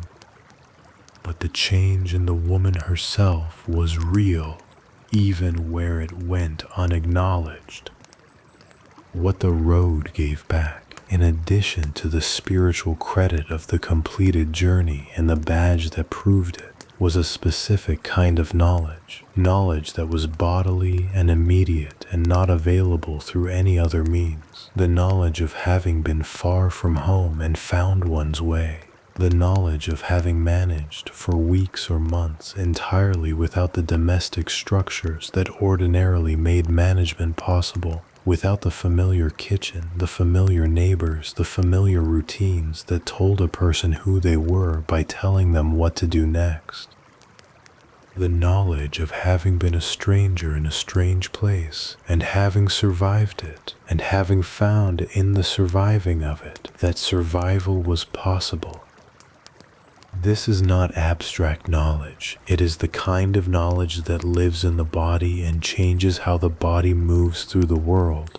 A woman who had walked 300 miles and slept in foreign inns and argued her way past suspicious gatekeepers and managed her money in towns where she did not know the prices and arrived at the shrine and prayed and turned around and walked home. That woman occupied her domestic space differently afterward. Not visibly, perhaps. Not in ways that would have been legible to the people around her, but differently. The space felt smaller, perhaps, or perhaps it felt more chosen. Either way, it had changed its quality because the person standing in it had changed hers.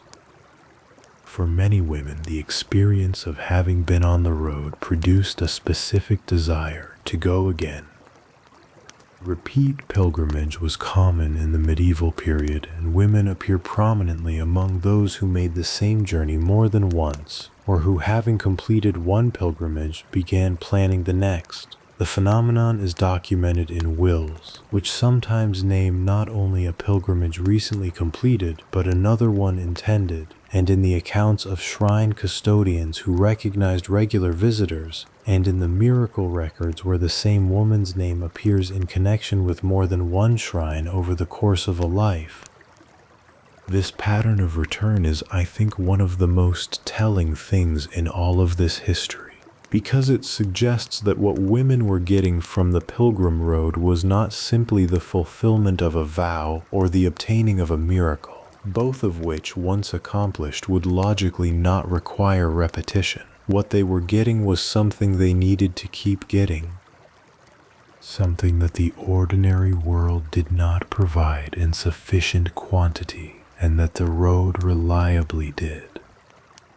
Call it what it was: space, movement, the experience of being a person whose location was self-determined, if only for a defined period within a system that otherwise determined it for them. The most sustained and extraordinary example of this repeat pilgrimage pattern in the entire medieval English record is, of course, Marjorie Kempe. Marjorie did not go on pilgrimage once. She went on pilgrimage repeatedly over a period of roughly 20 years, covering distances that would have tested anyone. Jerusalem, Rome, Santiago de Compostela, the German shrine of the blood of Christ at Wilsnack, and shorter journeys, more numerous, woven through the fabric of her adult life, to Walsingham, to Canterbury, to shrines near and far across the English landscape. She went because she needed to go. That is the clearest thing her book says about the pilgrimage compulsion, though it says it in the language of divine command rather than personal need. God told her to go. Christ appeared to her in visions and instructed her to travel. The spiritual authority for each journey was, in her telling, entirely external. She was not choosing to go because she wanted to, but obeying a higher instruction. What I find so compelling about this framing is its strategic brilliance, whether or not that strategy was conscious. In a world where a woman wanting to go somewhere for her own reasons was suspect, a woman going somewhere because God had told her to was considerably more difficult to refuse. Marjorie had found a framing for the pilgrimage impulse that placed it entirely beyond the jurisdiction of anyone who might otherwise have tried to stop her. The instruction came from above the level of husband, priest, bishop, or church court. It came from God himself, or from Christ, or from the Virgin, in direct personal communication that no earthly authority could countermand. It was, in its way, a theological argument of considerable sophistication, made by a woman who could not read or write. The book of Marjorie Kempe, dictated in her old age, she was probably in her 60s when she began it, well into old age, is the first autobiography written in the English language, a fact worth pausing on. It predates Thomas More's Utopia by nearly a century. It predates most of the personal literary forms that would later become central to English letters. It is a strange and singular document, part spiritual memoir, part travel account, part theological argument, part portrait of a woman who is genuinely difficult to be around, and who seems to have been aware of this, and to have considered it essentially someone else's problem. The book covers her visions, her conversations with God, her marriages, the spiritual one she negotiated with Christ, and the more mundane one with her husband John, who was, by all accounts, considerably more tolerant of her than most men in his position would have been. It covers her pilgrimages in granular detail, the arguments with companions who abandoned her at dawn and whom she always caught up with regardless, the encounters with church authorities, including the Archbishop of York, who interrogated her about her theological opinions and then, finding her answers more theologically coherent than he had expected, somewhat reluctantly let her go. The crossing of the Alps in winter, when her guides lost the path, and she prayed in the dark, and the path was found again. The book also records something that theological readers tend to pass over: the texture of the world Marjorie moved through, registered with a curiosity that is almost journalistic. the architecture of churches in Rome that struck her as different from English churches in ways she tried to describe, the sound of a German city on a market morning, the particular quality of the light in Venice where she waited for a ship, and the behavior of the Venetian merchants who sold goods to pilgrims at prices that she considered extortionate and said so.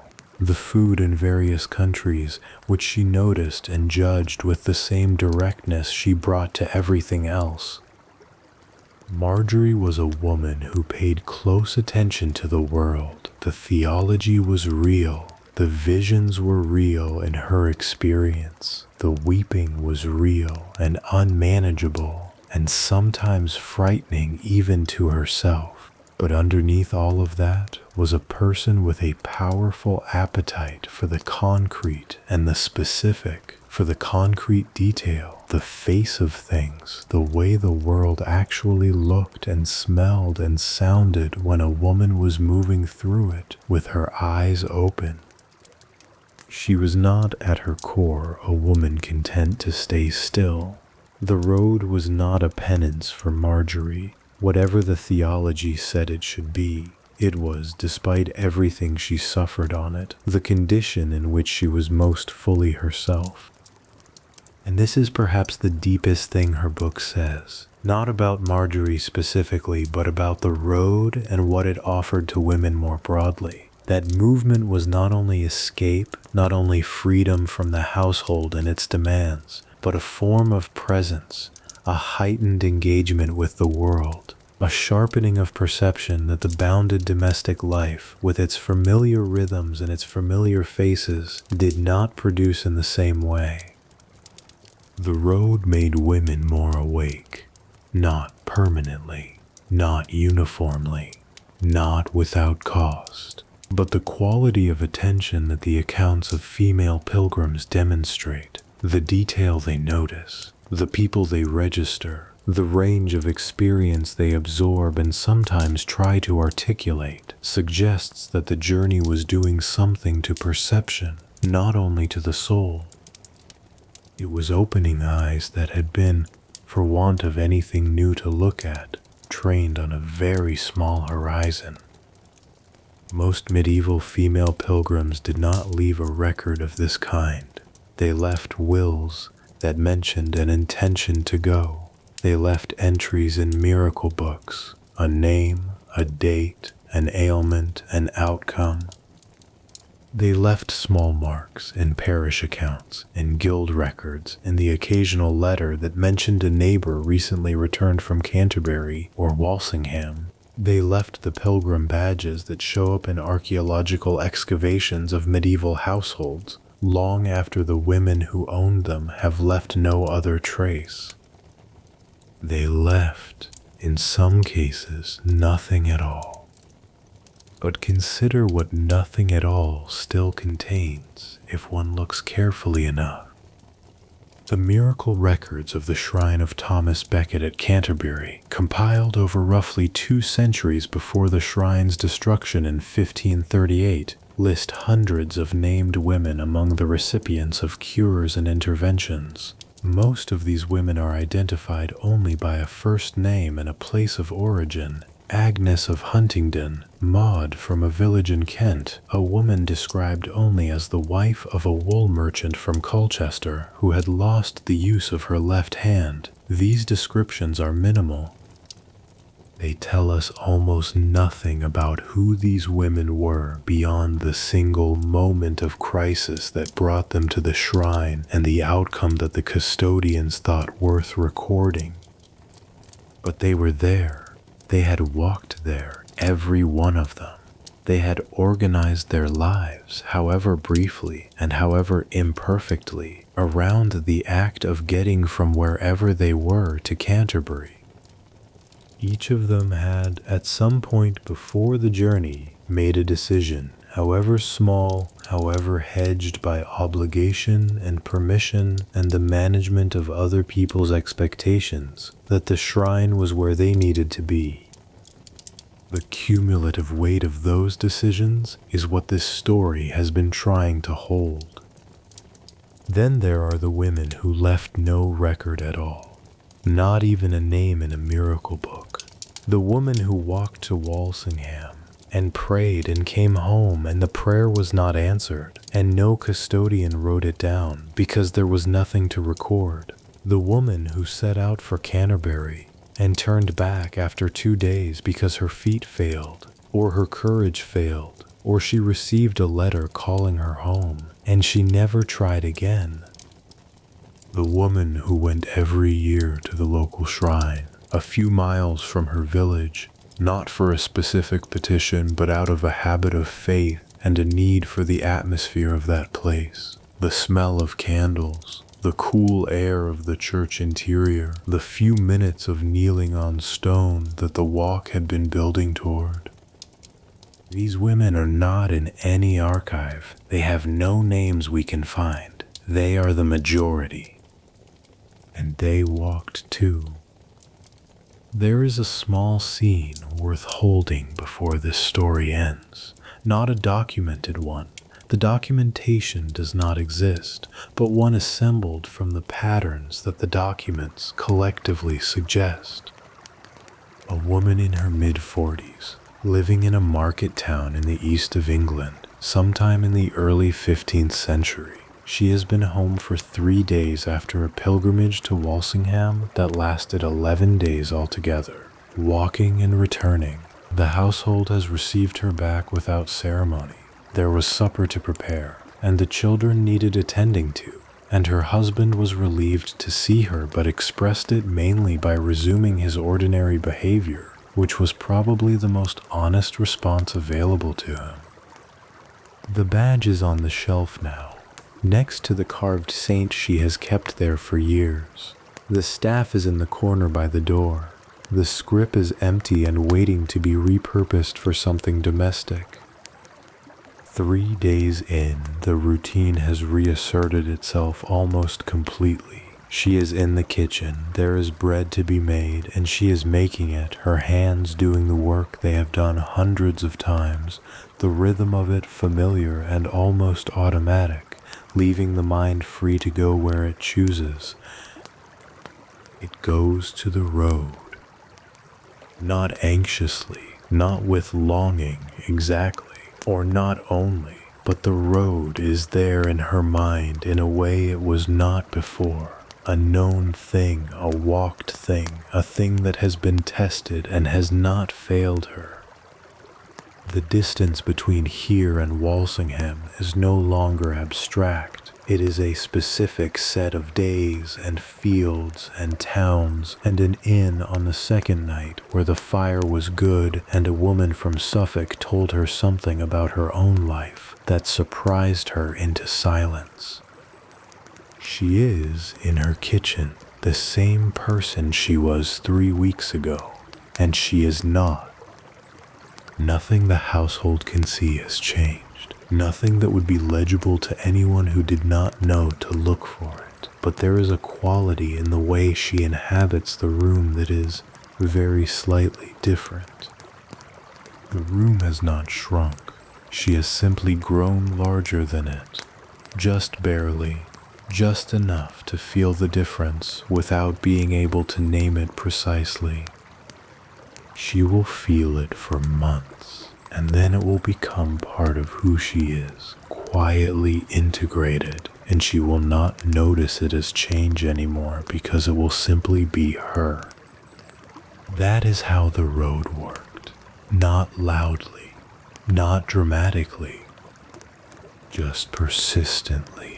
Slowly, one changed woman at a time.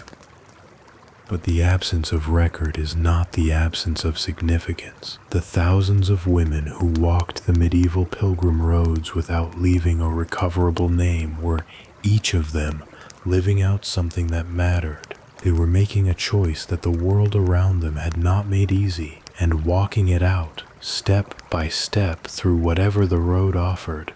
Mud and cold and companionship and fear and the occasional moment of unexpected grace. They were doing what women have always done in every era when the world offers a way through and the need is strong enough, taking it.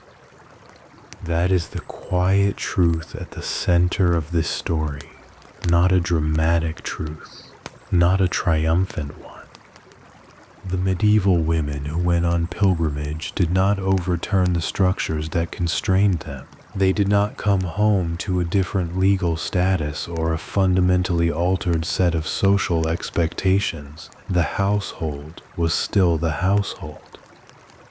The ideology of female stillness did not dissolve because a significant number of women had temporarily declined to observe it. But they had walked. They had stood in the open air of a foreign country and breathed it. They had prayed under open sky at midnight. They had managed their own bodies and their own money and their own decisions in circumstances that the domestic world had never required them to manage. They had been afraid and kept going. They had been moved by things they could not explain and had not tried to explain, had simply received in the silence of a shrine at dawn before the other pilgrims arrived, something that no one could take away by ruling against it in a church court. The road gave women something that the world they returned to could not undo. That is not nothing. In a life defined largely by what it was not permitted to be, it is in fact quite a great deal. And so here at the end of this long walk together, there is one last thing worth holding. The names we do not know. The woman from Norwich whose will mentions a planned pilgrimage to Walsingham and who disappears from the record after that. The woman from the Diocese of York whose husband went to court to stop her and failed. The woman from Beverley whose neighbors noticed she was different when she came home. The unnamed woman in Marjorie Kempe's travel group who wept privately one evening outside a foreign inn when she thought no one was watching, and whose weeping had nothing to do with religious compunction and everything to do with the specific grief she had been carrying for 3 years since her daughter died. These women are not footnotes. They are the story. The history of the medieval world is largely the history of what was written down, and what was written down was largely controlled by men, and what men chose to record about women was shaped by what men considered worth recording. The silence in the archive is not evidence of absence. It is evidence of a recording failure, a failure to look, to ask, to listen. This story has tried to listen, at least a little, to slow down in front of the small details, to sit with the wills and the miracle accounts and the court records and the fragments of letters and hear, underneath the formal language of the documents, the actual voices of people who needed things and made decisions and walked extraordinary distances and came home and went on living. They deserve to be known, not as symbols, not as evidence for arguments about medieval gender relations, though they are that too, but as people, tired, determined, afraid, curious, devoted, lonely, sometimes ecstatic, often cold, occasionally lost, stubbornly making their way down a road that the world around them was not entirely sure they had the right to walk. The road was theirs. They found it, and they walked it, and the walking mattered. Tonight, wherever this finds you, in whatever bed, in whatever darkness, in whatever place you have made for yourself in the world, I hope you carry something from their story. Not a lesson exactly, just the warmth that comes from spending time with people who refused to be still. They walked, and in walking they found what they needed to find. Sleep well. Dream of long roads and open sky and the peace of a body that has traveled far and is at last at rest. Dreamy ages will be here when you are ready for another story. Until then, rest gently. Sleep well.